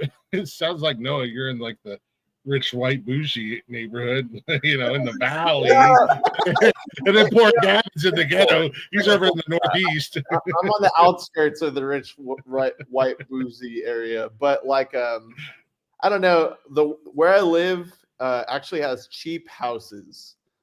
So I rented a house with my roommate, and I used to be in a shitty apartment in the nice part of San Antonio in like the north side. But it was just not worth it. It was paid so much for a small apartment. And it was just, I was tired. It was like 7 years in this piece of shit apartment. And I need a house, I want to jam, I want to practice, So moved to Leon Valley, got a really good deal, almost like $100 more than what I was paying for. I got a full house in Leon Valley. Oh, nice. Yeah, you can't beat that. So it's like... It's totally worth it, and it's changed our practice game. It changed the band just to be able to meet in the house and like not have to worry about anyone, and we could just rock out. And our neighbors are cool, So it's like, we used to have to like scrounge up like whatever cash we had just to get like a practice spot. Yeah, and that put pressure on us because we only booked like an hour and 30 minutes, and that's Go all. get jobs, you lazy ass musicians. Yeah. Oh, we do. Everyone does have a job. That's part of the reason why they're not here. You know? Three jobs right now. Yeah, we're No, like, just get, yeah. yeah, hippies, get a job. What's the matter with you? I can't wait to quit to just do music full time. I got a job for every time I heard, "Hey, hippie, get a job." Yeah. I feel you so much on that note, man. I honestly I cannot wait until we've reached the pinnacle where I can just do this. Yes. Just I'll do the shows that I normally do, and then I'll do an extra show 7 days. I'll do a morning show 7 days a week if it means my bills are paid. And I can maybe upgrade my living. So we got a nice little place, little condo. The only downside is this wall right here is literally my neighbor's living room. Oh, wow. Fortunately, they're young and I think they're pretty cool. I haven't met them yet. They just moved in. So like this is their living room, and I'm like, and I'm in my bedroom. So it's like, man, Yeah. I hope they're not like pissed off at me, but at the end of the day.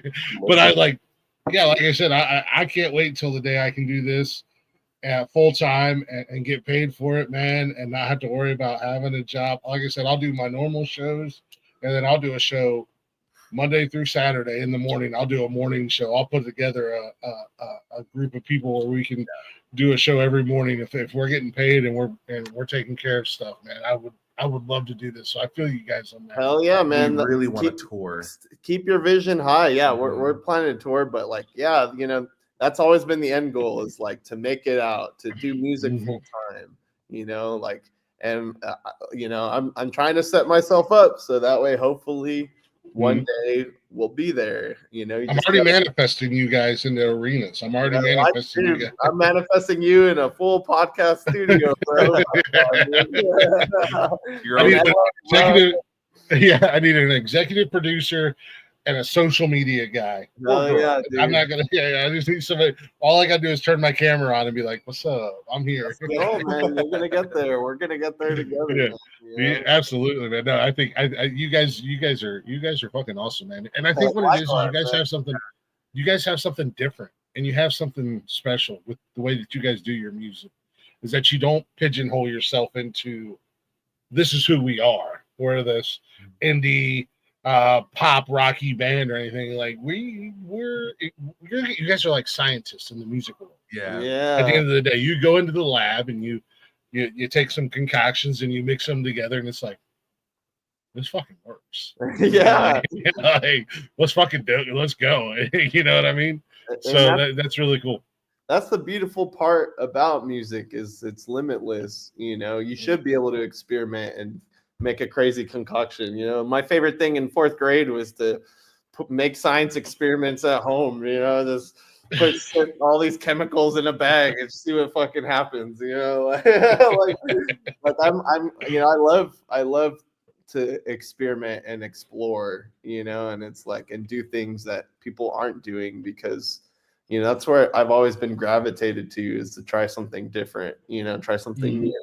And this is the perfect place to do that, because you know we'll come back home and we'll do centered stuff and stuff that people are used to, but then we'll do shit fucking out there, you know, and like, and that's what's fun. It's like it keeps us on our toes, and we never know what we're gonna come up with next. And I love living like that. I love, you know, I'm not tied down. Our audience doesn't expect a certain sound from us all the time. They already know that we're fucking any color you like. You know?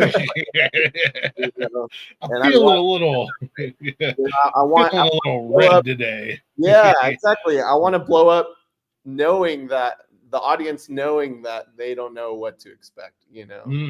And well, that's a crazy thing. Like, you know, you associate, a lot of people will associate colors with mood.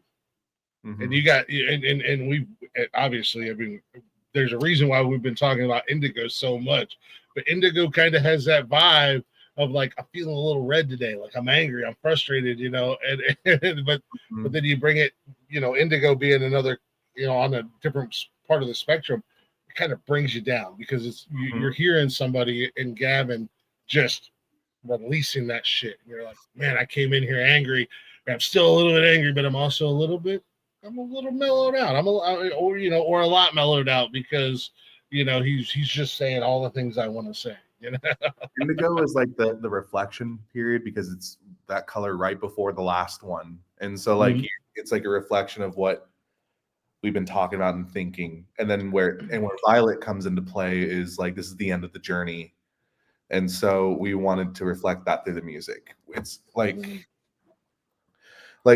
not like when you hear orange, for instance, you're gonna go in thinking like orange, what does this mean? And like not everyone has the same like connection to like color meanings. Like indigo is it's the last color, it's near the end of the journey, but like the reason why I wrote indigo in the way that it was is because of the word go in it. I wanted to write something that says just go. Yeah. And then orange was like the lyric, I'll be all right as sure as a bright sunrise. And there's the orange flare to that. Like when the sun's rising, what's that color? Or setting. And then there's yellow. It's about a certain heartbreak. Green is about like just, I don't know what green will be about. And then blue is like kind of just being like, just be okay with everything. Like I don't really associate blue as a sad color. It's like, because I love water. It's a healing color to me. Yeah. So there's blue being the healing factor. Indigo, here's the reflection. Violet, here's the end of the journey. Mm-hmm. No, I agree with you on the color blue because water's my happy place. I love water too. I used to live on the coast. I used to live down in South Carolina in Charleston. And even now, most of my journeys when I'm having a bad day, I end up at whether it be a river, or a lake, or whatever. But I used to find myself whether I was down at the Battery, the port, downtown Charleston, or one of the beaches, in the middle of the night, just kind of just letting everything, all the bad, the shit, the negative, just go and finding that peace because the water's always been my happy place. So I never thought of it that way with the color blue, but that's a hell of a my most peaceful. Yeah. Sorry. I'm so sorry. No. Go ahead. I was just gonna say it's a hell of a way to think of it from now on. And then our red will be our metal angry song, So that's gonna be the more thrashy. Which will be cool. It'll start off as this big, huge sound crash and metal, and then it's like the last note will ring out, and then suddenly just orange, just like this soul out of nowhere. Yeah. And that's the journey of it all. Start off as just like push you off of the cliff a little bit, but we gave you a parachute without you knowing. We'll give you a soft landing. Yeah. But then we're gonna shoot you out into space.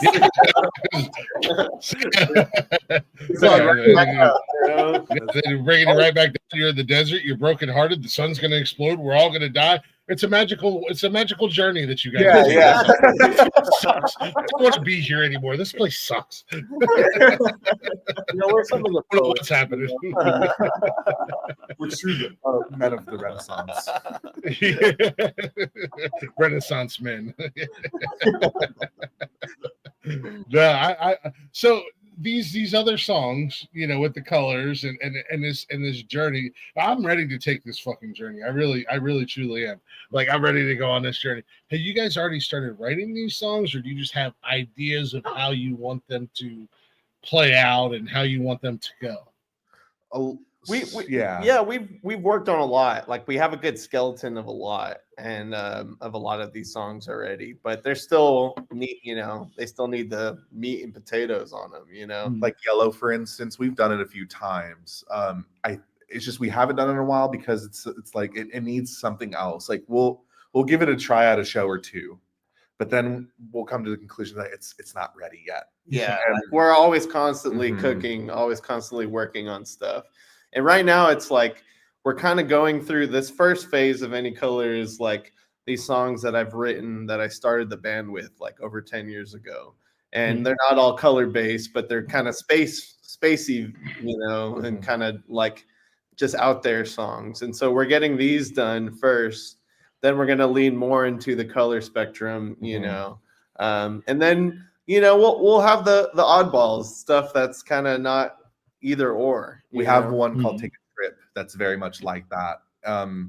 Yeah, and it's like that's our funk song, like it's our kind of disco Nice. song, and it's our dancey kind of vibey song, and that's a brand new one too. And it's just about having your boyfriend, your girlfriend, taking them on a trip. It's like just to get out, and just to Yeah. get away, Yeah. from whatever whatever you're in. Yeah, Yeah. So it's like yeah, like we want to have something for everyone at every show, and not just be cliche with it, but also it's just share the human experience with everyone. Yeah. And there's even like still a bunch of old ones that Noah wrote before the current lineup was even together. There's one called Chimenera. Yeah, like another kind of disco funk, and then It's very lo-fi. Yeah, lo-fi, and I just have a bunch of different stuff that I've collected in my bedroom over years. Take a Trip was out of nowhere. Yeah. He was like, "Hey, let me show you this real quick," and we're listening, and I immediately started writing lyrics. Hell And, yeah. and then he was like, "We got to do it." Yeah. And that was one of the few where like it was new. We tried it, and like everyone just loved it instantly. Yeah. So there's a lot of stuff cooking. Like on my phone, I've literally had iPhones since I was probably, I don't know, like 12 or whatever. So I've had voice memos just stacked and stacked and stacked. And every time I get a new iPhone, all those voice memos transfer over. Mhm. So literally on my current phone right now, I have like 60 gigs. I shit you not. Damn. Voice memos of ideas and stuff. And it's cool because if I'm ever feeling uninspired, what did I write last year? What did I write in 2012? What did I write in 2015? I'll take a piece of that and kind of bring it a new life. And so a lot of these songs kind of came from that too. It's just like, oh, this little riff I did when I was, bored of shit, and it's super cool. And then I bring it to Gavin, and then Gavin adds a whole new element, a whole new layer to it. Yeah. And then we bring it to the rest of the band, and they add their own color to it. And it's cool. Like it gives these ideas new life. And so we're always trying new stuff. Like I said, there's not enough hours for practice to go through everything. But it keeps us going, we're always ready to try something different. Yeah. I'll You guys. sorry. Yeah, good. Good. No, go ahead. My bad. No. Keep going. Add on to what he was saying. No. Well, Noah really helped me out with recording. I Like, can still hear you guys. I just got to deal with my dog. So Oh, no, you're good. Noah really helped me with like using voice recording things, and just today on the way over here, like I just have like some ideas for lyrics, and I would just like I won't sing them. I just have these sentences and like phrases in my head, and especially like with a day like today, I just like got them out, and they didn't have to line up. They didn't have to be really connected with anything. It was just about like these words and these sentences sound really important right now. Let me get them down so I can remember. Because usually I'll think of a song on the car ride home, not think about voice recording it. And then the moment where I think about I want to voice record it, it's gone. It's gone. That's how it is. So you always have to, I'm always recording any little idea. Even if I only have a word or a phrase that I like, I'll sing that over and over and over just to like get it. Or I'll just hum. I'll be like, this is what I think the melody should sound like da da da na na na na na na na na na. That then can take a trip. It's like it's like you just anytime inspiration strikes, you got to capture it and then worry about forming it later on. But it's always important to capture the wild feel, the wild energy, and then worry about editing later. I'm an old man. I have a notebook. Yeah. That's Stone Age technology, bro. I dig it. I respect it. And I tell you what, I'm not worried about my search history. I'm not worried about anything else. When I die, I have somebody designated to burn all my notebooks, not because there's anything bad in there, but because I look like a lunatic. Because it really is like the ramblings of it's the ramblings of a madman. I just shorthand, freehand stuff like I have stuff that I can't remember, and then I have to go back. Like I have a timestamp, and it says I can't think that dumb. Like, what the fuck is that? So, See, I used to do that too. I used to write things down, but like What you did I don't mean? you don't Yeah. cap exactly. You read it 10 years later, like what the fuck was I talking about? Yeah. Like, you know, like that's why a voice memo helps, because you can just talk freely about the idea, give the whole atmosphere, the whole vibe of it. yeah. And then you come back to it, you're like, oh, that's what I meant. Which is why But I know everything in my notebooks, my various notebooks that are scattered around where nobody can find them, except for the person whose job is to burn them when I die. They know the exact location. It's all podcast related, so I know that it's in some form or some way. Like I wrote down, a timestamp for the reels for you guys with the Gordon Ramsay and the seal thing. Yeah. 3 days from now, I'll be like, what the fuck is reels? 38 minutes. Yeah. And I'll have to sit here and think for a minute, and I'll go, oh yeah, I want to find these reels. I want to clip this segment. I want to put it up as a reel of my own so that other people can hear it, or whatever. So it's just like, yeah, I look a lot crazy when you read my notebooks. Yeah. Which is so important that we've been using the voice memos for our practices. We voice record every practice. Yep. Because some practice will be not as tight as others, which is like for us to be like, hey, like this part, make sure you do this or that. But then like sometimes we'll jam.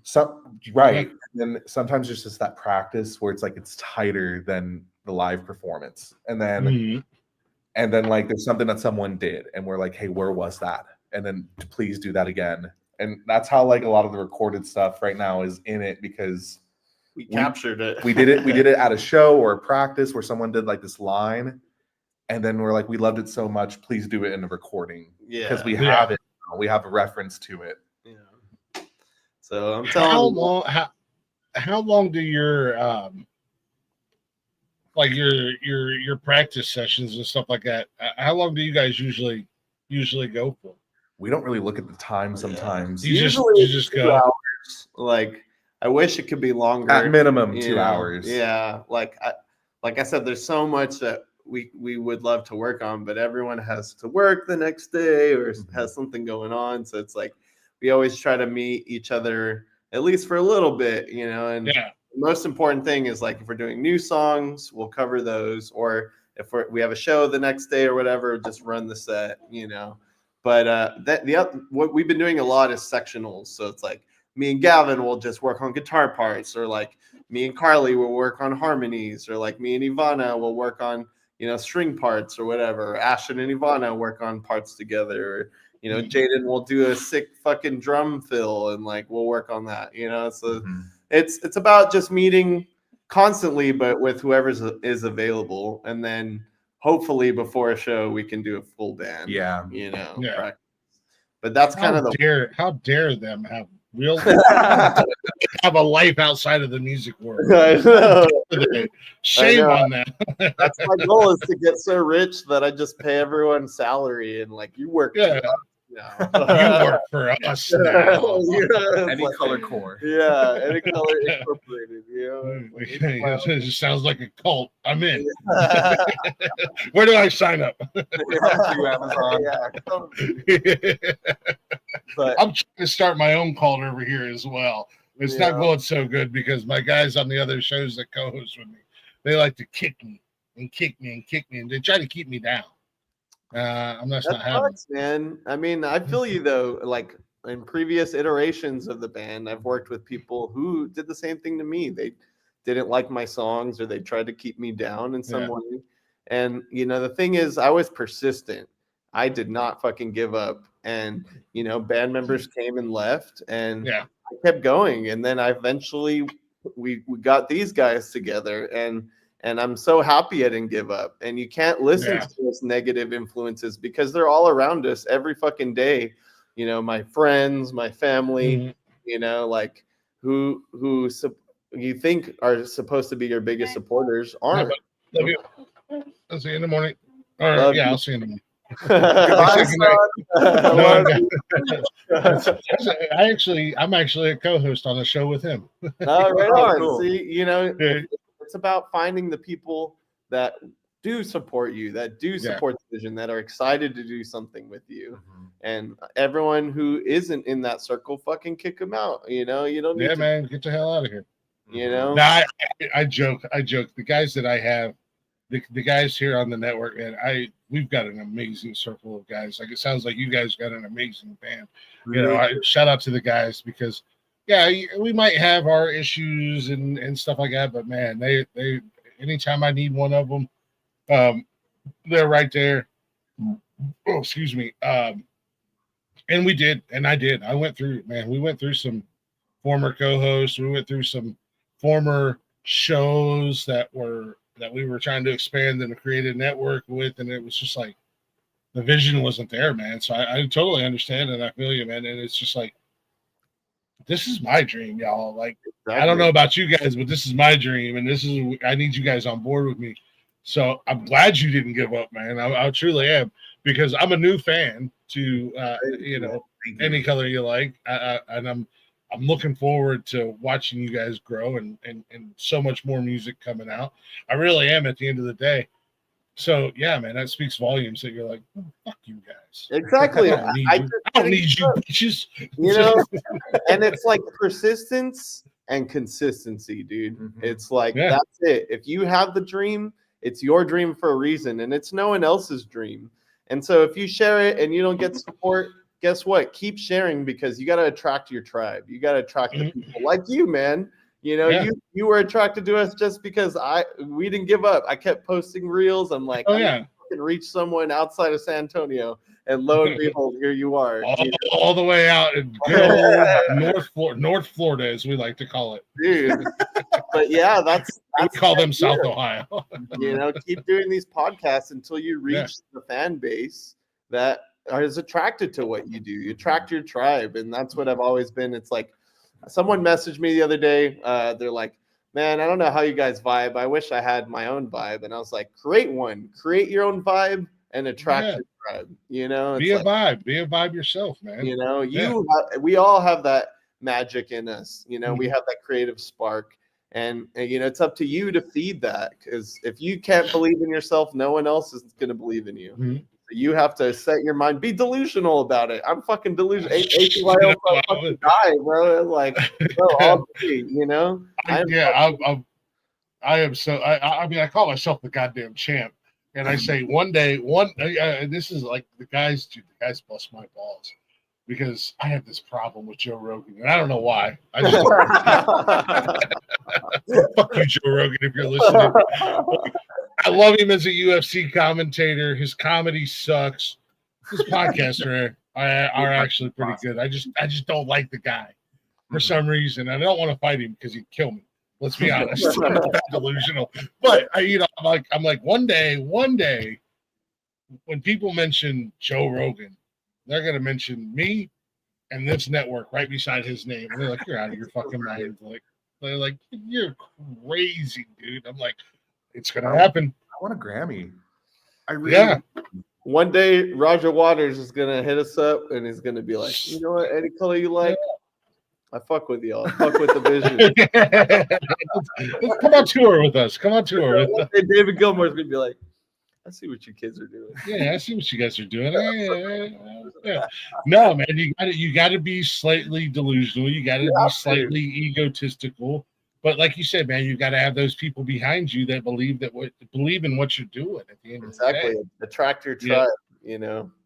And I feel the best way to do that is consistency, persistence, you know, and persistence. It's like, you just keep doing it. Don't show up for yourself every day. And that's what I've been really trying to do with the band, is like show up. You know, I value them so much. It's like, I couldn't do this shit alone. And I don't want to do this shit alone. It's not a solo project. It's a collaborative effort of everyone's input, you know, and it wouldn't be anything without them, you know? Yeah. And so, the guys yell at me a lot. Because I put the weight of everything on my shoulders. And I'm like, it started with me. It dies with me. So, and they're like, no, we got you, man. Stop it. You know, like, we're here. I understand what you're saying, man. Like, you know, you just kind of carry that weight and you carry that burden. But at the same time, it's like if we die, it's because of me. But if we're successful, it's because of all of us at the end of the day. And it's like in the end, there's always that one guy that starts it and like holds everything, but that there has to be that guy, it's your vision in the end, and like you have to make the rest of your group or whatever believe in that vision. And the only way you can do that is if you're consistent and you actually put in the fucking work. It's like if you're half-assing shit, which I kind of did when I first started. I was half-assing, and the band just fell apart, and it wasn't until I set my fucking eyes on the prize and was full in that they started coming to me, and that they started to believe the vision, and they add their own contributions to it, and it makes it even better. It's like, but you have whoever starts it, it's like you gotta carry it on your back, man. You gotta fucking walk up that hill, because when you're at the peak, bro, with the band behind you, with your group behind you, looking over the horizon, look how far you've came. It'll be fucking worth it, Yeah. Like, you guys are sold out, 50,000 people in an arena. And you're just like, fucking Coliseum, hell yeah. The Sphere in Las Vegas, bro. Yeah. Fuck yeah, we deserve this shit, We worked our fucking ass for this, It's like eyes on the prize, never fucking give up. Every day, show up for yourself, But more importantly, with all that, like, we want to be honest with our music. We don't want to bullshit anyone. We don't want to make anyone feel like you're hearing like a half-assed written song. Even though sometimes I fear that I did that, but like if we're honest, if we're true to what we're writing, I think people will gravitate that a lot more. It's not some piece of popular content. It's not some crowd pleaser. This is what we wrote, and we're going to perform it for you. And if you don't like it, that's okay. If you love it, we appreciate you so much. And just know that if you didn't like it, we probably have another song that you're gonna right. That's something for everyone, But we're honest musicians, and if we weren't, I don't think we would be talking to you today. I don't think we would be. Fuck that ego shit, man. Yeah, like your ego's not your amigo. Yeah, it's like I gotta remember that. Yeah, it's going in a notebook so I can later go, what the fuck is this? Yeah, like it's the fine line. Like, yes, I have my visions high, but I'm also, you got to be a down to earth person. You got to be humble, and you got to know when you're wrong, and you got to accept defeat. Like, if Gavin calls me out, Noah, you should have done this here, and then I'll be like, no, you're wrong. Like, but then I'll listen to it, like, all right, you're right, Gavin. It's like, be that person where you can be teachable. Be that person where you can accept criticism, and not all criticism is there to attack you. It's there to make you better. I mean, depending on who it's coming from. True. But if it's coming from my bandmates, I know they're trying to make it better, not fucking tear me down. Yeah. And so I struggle with that a little bit, because sometimes I want to like criticize some of the guys on the network, but then I'm like, God damn it, I almost sound like an asshole, because it's like I just spit. Like I've already beat the poor guy down over like two other things, and here I come again. But I also try to, the little achievements, man. I try to, we get 40,000 views on YouTube or 50,000. I'm like, guys, check this out. This is awesome. Or, our numbers continue to grow every month on Facebook or something. I'm like, hey guys, check this out. This is awesome. So it's like, but I still have that feeling like, man, I'm really kind of being an asshole because I'm criticizing them, but I'm not doing it out of spite. I'm doing it because I know they can be better. But I also, what they don't see is the behind the scenes, me over here rewatching or listening to stuff, to clip stuff, and going, wow, I fucking suck. Like, people who respect you as much as you respect them, I don't think there will ever be like a moment where you say something and you feel like you're an asshole. It's always a constant like conversation, and it's always a constant like. But it does happen, yeah, and it can happen without you knowing. Like, I've said stuff to Gavin that hurt his feelings, And it wasn't until we talked about it and like me realizing my mistake that like we got through it. You know, you got to be an adult about it too. It's and it wasn't a purposeful, you know, comment to bring Gavin down. It was just, you know, something I said.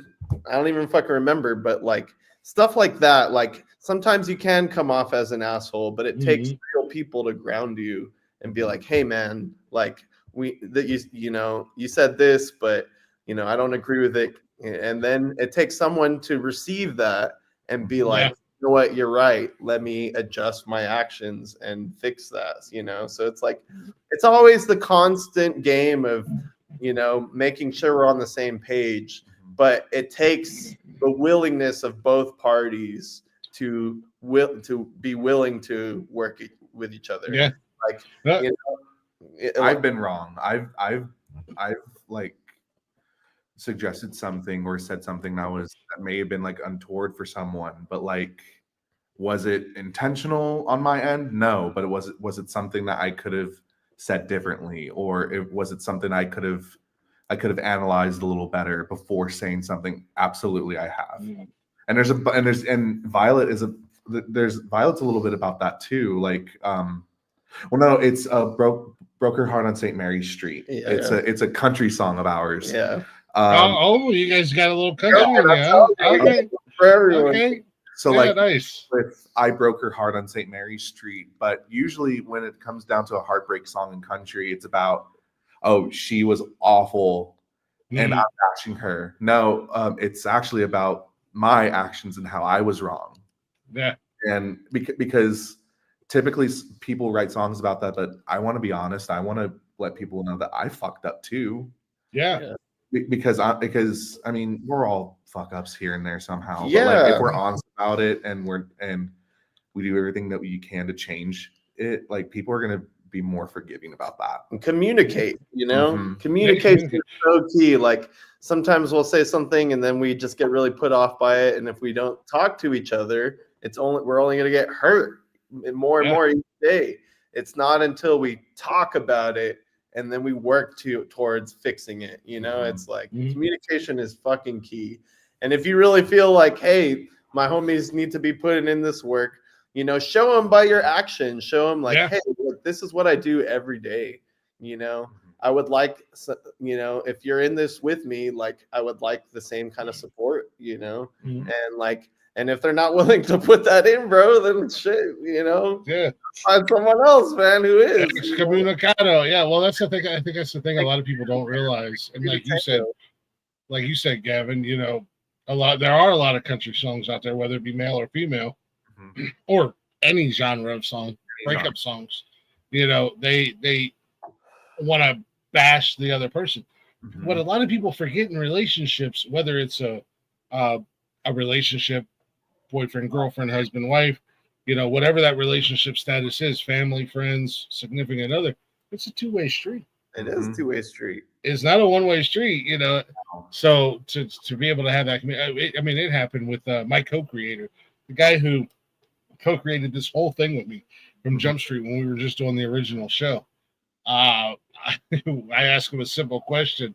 I might have worded it a little bit wrong, and he was like, "Fuck this! I'm not even doing the show tonight." And I'm like, "Kind of need you here tonight, bro. Like, it doesn't work with one person." And I messaged. I was like, "Get your dumb ass back up in here. I'm not trying to be a dick. I'm asking a question. I don't know why you're being sensitive. Maybe you're on your period." And then he came up. Like, it was a shot. It was a jab, but it made him laugh. And he came back up, and I was like, we talked, and then we started the show. And it was like, boom, show must go on. Let's rock this out. It is what it is. We're not even going to fucking dwell on it. You know, a little miscommunication. Like me and Gavin have talked through anything we've been through, and we're stronger and closer than ever because of it, you know? And it's like, and in all of my relationships, it's like, it has to be that way. There has to be a two-way street of communication and knowing that we're both on each other's side. We're not trying to tear each other down. Yeah. You know? It's important, man. You need that. If you can't be humble enough to know that you're wrong, you know, you're not going to get anywhere in life. You know, like you have to know when you're wrong and know when to communicate and know how to patch things up. You know, and so And it's tough. It's tough for me because I'm never wrong. It's gonna get you, bro. I'm telling you, bro. I'm always right. No, I'm the first person in life in general, man. I'm like, yeah, I fucked up. Yeah, I'm the asshole here. Okay. It takes a big man to fucking admit defeat, you know. But that's a strength, not a weakness. Yeah, exactly. And I think that's the cool thing about you guys is, and to go back to something you guys said earlier. Oh, excuse me. That was weak. Wow. There's a lot of buildup for nothing. I think that's the thing because I've had a few people ask me. They're like, "Who's coming on the show tonight?" And I tell them, "Oh, who are they?" And I tell them who you guys are. Kind of give a little brief description, and they're like, "Oh, never heard of them." I'm like, well, 90% of the artists that have been on here, nobody's ever heard of. I was like, but I'm really excited because sometimes it's hard to get a vibe off a person through text. Yeah. But watching your guys' videos and chatting, I don't know who I was chatting with. Obviously, there's 47 of you in the band, so yeah. But from chatting with you through DMs and stuff, like, these guys are fucking cool. Like, these guys are gonna be cool as shit, man. And we were backstage, and you guys came right in. I was like, oh yeah. This is exactly what I thought they were gonna be. This is gonna be. Yeah, like this is going to be, and that speaks volumes for, being real. And I appreciate it about it. I love that about you guys. Whether anybody listens to your music or when people listen to their music, not whether if they do, because they're going to, because I told them to, goddamn it. and I'm gonna shove it down their throats. Yeah. We're gonna shove it down their throats 7 nights a week on the Nonsense. You're gonna be a fan whether you like it or not. Whether you like it or not. But the one thing people can take away from and even watching this is that you guys are real. You guys are exactly who you advertise yourselves to be. At the end of the day, and I love that because that's what I told the guys here. I'm like, look, we're not characters. We're not going to come up every once in a while. We act out of pocket. It is what it is. We have a good time, but we're not coming up here and putting pit vipers on and spiking our hair up and acting like we're some frat gym bro, through an entire show. It just might be just for a minute for a gimmick, just because that's the conversation we're having. Yeah. Well, yeah, I mean, I don't know if I want to spike this all the way. I'm with you guys, man. I'm with you guys. I just keep mine on the wraps. Wait till you see us with our shirts off, bro. Right, man. I'm just looking forward to coming to the show and seeing Ashton with his shirt off and his long hair, doing sweaty sexy sax guy. That's all I want. That's all I want. He'll blow you away. That's all I ask for. Is when I come, you give him a solo, let him shake his hips, do a little sexy sax. I'm in. I'll be a fan for life. Come on, Ashton. Be a team player, buddy. It's all about the team. All 58 of us. When one of us goes down, we all go down. Get your shirt down, damn it. Take your shirt off, Ashton. Glick wants it. Give it to him. What iceberg? Give Glick what he wants, for God's sakes. Was that a little too insensitive? Is that too late? Is that too soon? So, yeah, sorry, Kate Winslet. Oh, she even a thing still? I don't know. I just said the name. I hope not. We'd be saying shit. We'd be saying a lot of shit around here. You guys are fucking awesome. I fucking love you guys, man. You're awesome, dude. Thank you for taking the time, bro. We really appreciate it. Man. You didn't have to. Yeah, you didn't have to. You guys didn't have to come up here, man. In all honesty, for real. Thank you guys for coming up here. Man, I would love to have you guys back. I would love to meet the rest of the members in the Yeah, band. we'll force the Uh, bandmates to come and be like, you gotta be on here. Yeah, you got to come on here. I don't bite, you know, and if I do, I've had all my shots. I promise. Oh yeah, we would love to I'm come talking to back. you, Yeah, Ashton. we'll This was really fun. thank you so much, man. This Yeah, is no, awesome. I would, you know, I do. We do gotta get ready and wrap this up. I just happen to see the time, and that's only because some people in my house have to get up in the morning and go to work. Oh, for sure. We not got me. Korean barbecue, bro. Mhm, honestly. Oh, I got like leftover McDonald's. There's too many of them now. Yeah. No, you guys are fucking awesome, man. I love you guys. This is truly an honor for me. I'm very grateful you guys come up here. I definitely do want to have you guys back. I want to get the whole cast up here. I would love to meet everybody else. You guys, Awesome, man. man. Let's do Yeah. it. Let's do it. I wish you guys the best of luck at the end of the day. In all honesty, I can't wait to jump on Instagram one day and see the 2027-2028 tour, and one of the tour stops is Nationwide Arena here in Columbus, because I'm buying my actually, Be ready. yeah. You and you. Yeah. Actually, I'm not buying a ticket. I'm going to slide in the DMs and be like, "Hey, can a brother get them tickets?" Wait, what is 2 this? tickets. Who's this guy? We're gonna do the podcast live on stage. Yeah. You know, that's something that I'm actually working on doing. I'm talking to a couple of venues in the area, and that's what I got to do tomorrow, because they always have musicians in. So I want to do the show, whether it's pre-recorded, where I do a pre-show interview, record the show live, and do an after-show interview, Hell all yeah. at the venue. And I've got a couple that are interested, but you guys over there spilling the tea about stuff you don't even know nothing about. Hey. But it's something I'm working on for this show. We'll It's make just a it little spill. Just a little spill. trip. We'll make it happen when we're up there in Columbus, man. We'll make it happen, Yeah. bro. Hell yeah. No, I think you guys will be, man. You guys got something special going on, and you know, Nationwide Arena, home of the Columbus Blue Jackets, Columbus, Ohio. You with your full on orchestra behind you. It's gonna be a 3-day show, because everybody in the orchestra is gonna have a 5-minute solo. So, True. Hell yeah. Now you're There's speaking my language. There's 155 members of the band. Be prepared. Pack your Now bag. you understand. Now you get the fucking picture, man. Yeah. It's gonna be a ride. Yeah, we're going to space. We're coming back. The sun's exploding. We're all gonna die. We're gonna rebuild. The survivors will rebuild. It's a journey. It's a journey. It's a masterpiece. You like you're a master. Yeah, Pink Floyd has nothing on any color you like. Please don't say that. Oh, I'm putting it out there. We're coming for you. Just as long as you guys promise me one thing: when you get old and you're selling out arenas, still you don't go up there and do a 45-minute political rant. No, hell no, never. I'll probably forget it because my dementia will be at that point. We're gonna rant about memes and video games. Nice. Why this character sucks and why you shouldn't play. Do you this remember game. the Christian Bale rant? We'll never be ranting about politics. No, okay? not at all.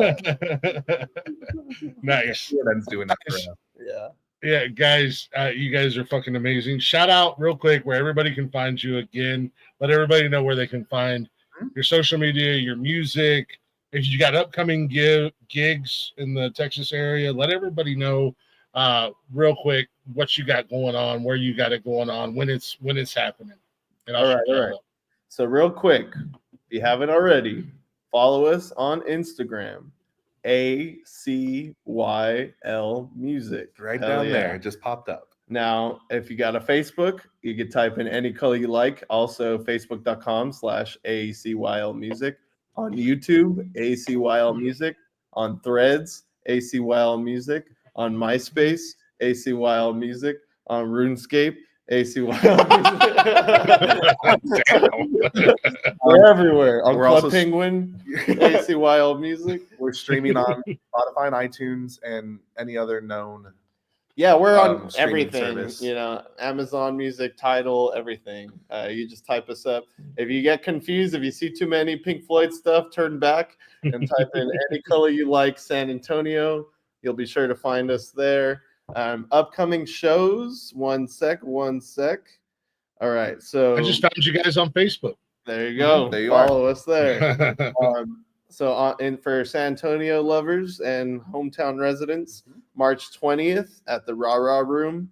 And then Saturday, March 29th, we're going to be playing Screamin' Javelina Music Fest in Kingsville. Back home, San Antonio, April 5th at Elsewhere Bar. May 17th at Elsewhere Bar. Possibly April 22nd at Vibes Underground here in San Antonio. And then April 25th at Fitzgerald's. So We got a lot of stuff coming up. got a lot of stuff coming. Album is coming. We're dropping tracks this upcoming month, and we'll probably continue to drop tracks every month. So you're going to see a lot of new music from us this year. A lot of cool music videos, some funny reels, some fun reels. We're going to just give you content. We're getting our merch together right now. A lot of really cool shirts coming. We have a new logo. So we're cooking right now. We can't wait to share with y'all. So please connect with us. We'll follow you back, and much love, y'all. Thank you for rocking with us. Thank you so much. yeah. Follow up. I just found you guys on Facebook. It's that easy. I just put in Any Color You Like. Found you guys while you were talking. I went on ahead and hit that follow button. Jumped over onto our page and tagged you guys in it. So anybody who's having a hard time following them, they're tagged on our Instagram page and on our Facebook page as well. So give these guys some follow, give them some follows, give them some love, let them know that we appreciate what they're doing. You guys were amazing. I got to get Mama to work. I got to go buy a whole bunch of shirts because I would love to send everybody in the band Glick's House of Music T-shirt. 2X. You're a big boy like me, all right? Yeah. Big boy in the building. I like it. So we got a TikTok because and you're on TikTok. All right. I'm not very good at TikTok because TikTok hates me. I'm just a farm boy. I wasn't meant to TikTok. I hate TikTok. Our podcast page is permanently banned from going live. We're doing exactly what I'm doing right now. I mean, you could be a 13-year-old girl half naked doing coke off of a dog's pecker.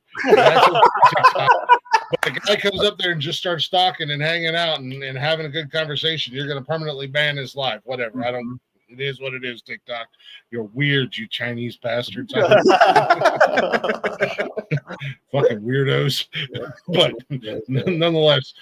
But I'm actually going to play one more song. You guys are welcome to hang out through Godspeed. Then I'm going to come back. I'm going to close the show up. I'm going to do my whole spiel. But you guys are more than welcome to hang out. If you don't want to hang out, you know where the door is. I'm not kicking you out, though. I'm not kicking you out. You guys are more than welcome to hang out. But I do want to play Godspeed. This is an amazing song. Like I said, very, very Pink Floyd-y. Very, up and down, just it's a vibe. It's a mood. So we're going to play this to close it out. We're going to come back. Maybe the guys will be here. I'm going to close out the show. And, yeah, that's all. I'm done talking for a minute. We love you. Thank you guys. So much. We love you guys, man. You guys are fucking awesome. You're fucking awesome.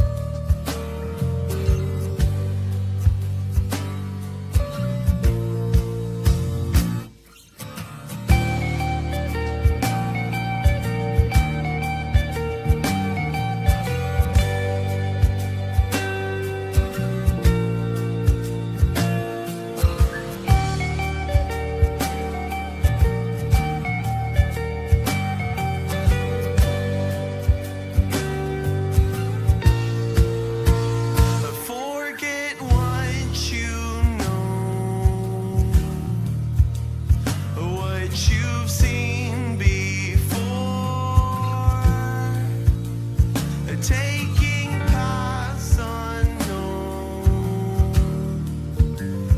dreams behind closed doors,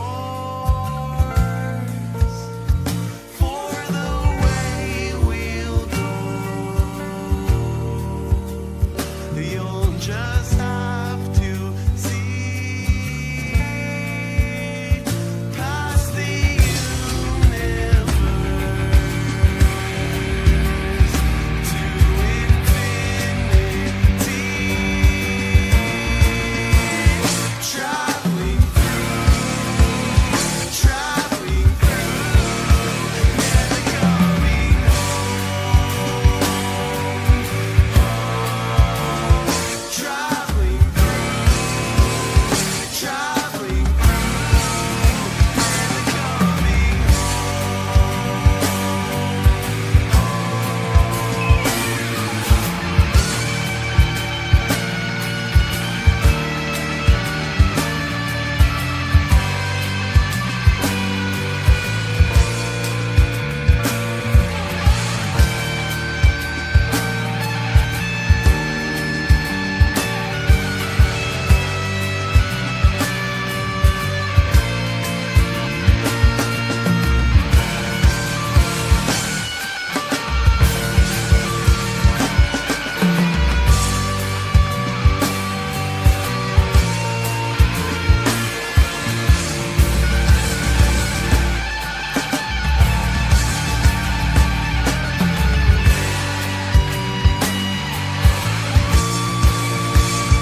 forget what you know, what you've seen before, taking paths unknown, dreams behind closed doors, for the way we'll go, you'll just have to see past the universe to infinity, traveling through, never coming home, traveling through, never coming home, traveling through, never coming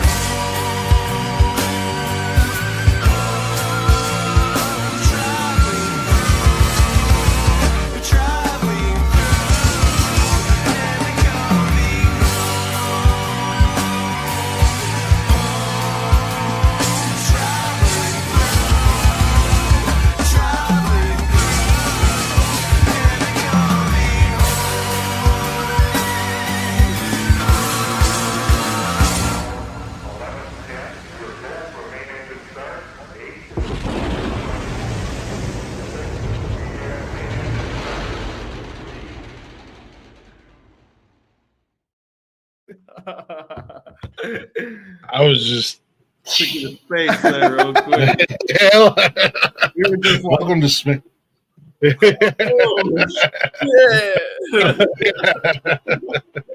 I said, it really does have that Pink Floyd like ground control to Major Tom vibe. I love it, man. I love it. Hey, Space. I know. Yeah, I know. Y'all are learning more and more about Glick on Glick's House of Music. What's going on, Brian? Welcome. Yeah, you're learning more and more about Glick's House of Music. A lot of people think I'm bullshit when I say that I'm a giant music fan and I listen to everything. But I really do. I really truly do. If it sounds good and I can vibe to it and I dig it, I'm down for it. I don't give a damn who's singing it or what they're saying or hell. There's some what is that? I can't remember the name of the band, but they're like a Norwegian Viking hardcore rock band. They're actually slightly terrifying, but like a Monarch or something. yeah, they're fun as hell. They're fun to listen to. But nonetheless, thanks to everybody listening tonight. Thank you, guys. Thank you so To much. Gavin and Noah for coming up. Like I said, we're gonna have them back. We're gonna get to meet the rest of the band at some point. If I have to have you guys come up here Yeah. Of course. 10 different times, I want to meet the rest of the band. I want to meet everybody else. I especially want to meet Ashton. I got to talk to that guy. I feel like he's really missing out on a money making opportunity. I'm just saying. Sorry, Ashton. We love you, man. There's something sexy about a saxophone, Ashton. All right, brother. Well, much As the love. Joker once said, "Why so serious?" Ashton? Yeah, right. Why so serious? But no, much love to you guys, man. Best of luck. Man, I really hope that one day I do hear. Well, it's not a hope. I'm looking forward to one day when I hear you guys are doing a show up here in You will. Ohio. Promise. So me and the wifey can make a little road trip. This year, 2025, is all about Glick's House of Music. Is the guests that are within 3-ish hours or so, 2 to 4 hours, we're making road trips to see them live, to show support and to show that I'm walking the talk that I'm talking. I'm going to support you guys, and that if that means if I got to drive 2, 3, 4 hours, we're going to drive it. We're going to make a weekend out of it because we love spontaneous trips. We love going on random ass trips together. We love that time together. So. But if we can also support a former guest, we're doing it. But I'm looking forward to when I see that you guys are on tour and you're coming to Ohio so we can come see you guys. I'll get to hang out. We'll get to hang out with you guys. We'll get to Yes, just chill with you guys. Interview. Let's do it. Impromptu interview. Yeah, exactly. That's the great thing about creating the network and being the boss. I can go live anytime I want. Exactly. You are the boss. Yes. We love much. you. Support Glick's House of Music. We support the Nonsensical Network, ACYL approved, and we can't wait to see what you do and who you interview in the future, man. You're going to interview David Gilmour. You're going to interview Roger Waters. Let's go, man. And also, hopefully I can get him before he dies. also, Come on, David Gilmour. Respond to my messages. No, much love to you guys. I will be reaching out again. I definitely would love, like I said, I want to get everybody on here at some point in time. I don't care if it takes us multiple shows, multiple interviews. I want to meet the rest of the band. I want to hang out with everybody. But I'll also be reaching out. I'll get one single. I just need one address. We'll get Mama to work, and I want to send you guys some shirts, little Glick's House of Music shirts. Oh, yeah. Good. On me. You guys don't have to worry about it. Bro. So, when we got shirts, we'll send you all shirts. So nice. We got you. I'll be rocking it. I'll be rocking it right here on the show. Yeah, dude. I've got 3 shirts from previous interviews, and I throw them on the different shows. So I'm always down to support my artists. But guys, I don't know if you want to hang out for my long spiel to close out, but if you do, you're more than welcome to. Of course. If not, nowhere to be.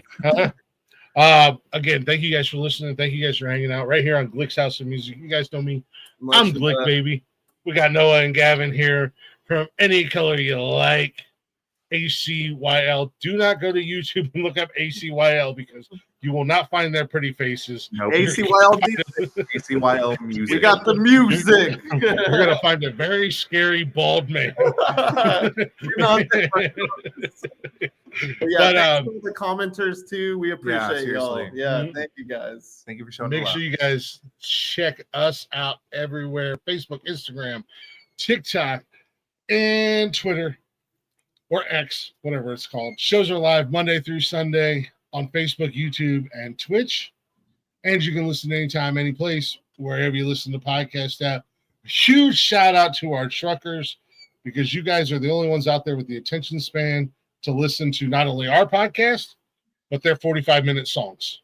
Beep, beep. Hell yeah. It's a win-win. Yeah, we do have a pretty large fan base with the trucker community. So shout out to you guys. We love you guys for everything you guys do trucking around. Also, don't forget to check out Beauty and the Beard Creative Corner. That is Nikki's shop. She can get you all the nonsensical swag, or if you want something personalized. You guys need new shirts? You guys need new band merch? Check out Beauty and the Beard Creative Corner. She can get you taken care of. All those links are at bio.link/ son of a bitch, nonsensical network / bio.link. There we go. Let me get that right. It's scrolling at the bottom of the screen currently. And if you're watching this live, you're watching a replay, you're watching us wherever you're watching us at, don't forget, drop a comment, drop a like, give us a follow. Give us a And kiss. well, let me rephrase it. I forgot. There's children watching. Children, plug your ears. Ring my bell. Ring my bell. And go do the same for these guys over at Any Color You Like on their social media. Like, comment, follow, subscribe. We appreciate y'all listening. We appreciate y'all being here. With that being said, there's nothing else to say other than, actually, you know what? There is more things to be said. Gentlemen, I always end the show. A quote, words of wisdom, something that somebody told you once upon a time that's resonated with you into your young adult lives. Would you like to drop some knowledge on our listeners? Be honest in what you do. Do not give up just because someone said to. And also just, there's no room for hate these days. There's just too much going around already. Just love who you got and just stay true to what you believe in and stay true to who you are, because these days people bash you for that. And yeah. And don't ever give up on your dreams. Be consistent, be persistent, be ruthless, believe in yourself, be delusional to the point of everyone else thinks you're crazy, good, because you got to believe in yourself. If you don't believe in yourself, no one else is going to believe in you. So, always know that you can do anything you set your mind to. And us at Any Color You Like believe in you. And if you can't see and you don't have glasses, get glasses. Get glasses. Because I've done this entire show blind because I don't like the reflection that my ring light puts on my glasses. Wow, those are two handsome sons of bitches right there. Yeah, be true to yourself and don't give up. And fuck the haters. Fuck the haters. Fuck the haters. It reminds me of a saying my grandfather used to always tell me, shout out R.I.P. Grandpa, you in the band. Say what you say. Do what you say and say what you do. Cheers, brothers. Cheers. That being said, let me hit this little button. You guys don't have to run off if you don't want to. There's a little backstage area, but there's like a little outro. Just lets everybody know where to find us at. I hit that. I'm like,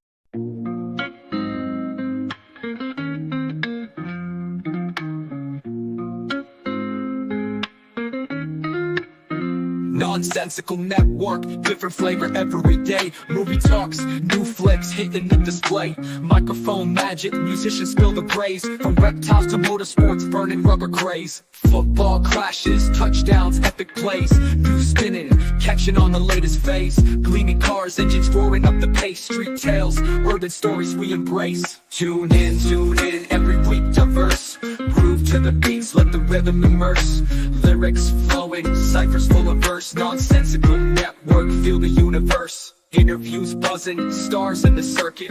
Worlds of tapestry, pieces we interpret. Hip-hop to rap, the flow never stagnant. Reptilian tales, nature's arrangement. Cars with muscle, engines with might. Motorsports roaring, speed in the night. Discussions heated, always a delight. Network of nonsense, but the vibe's just right. Tune in, wait for that beat. Flow so seamless, feeling so sweet. Urban groove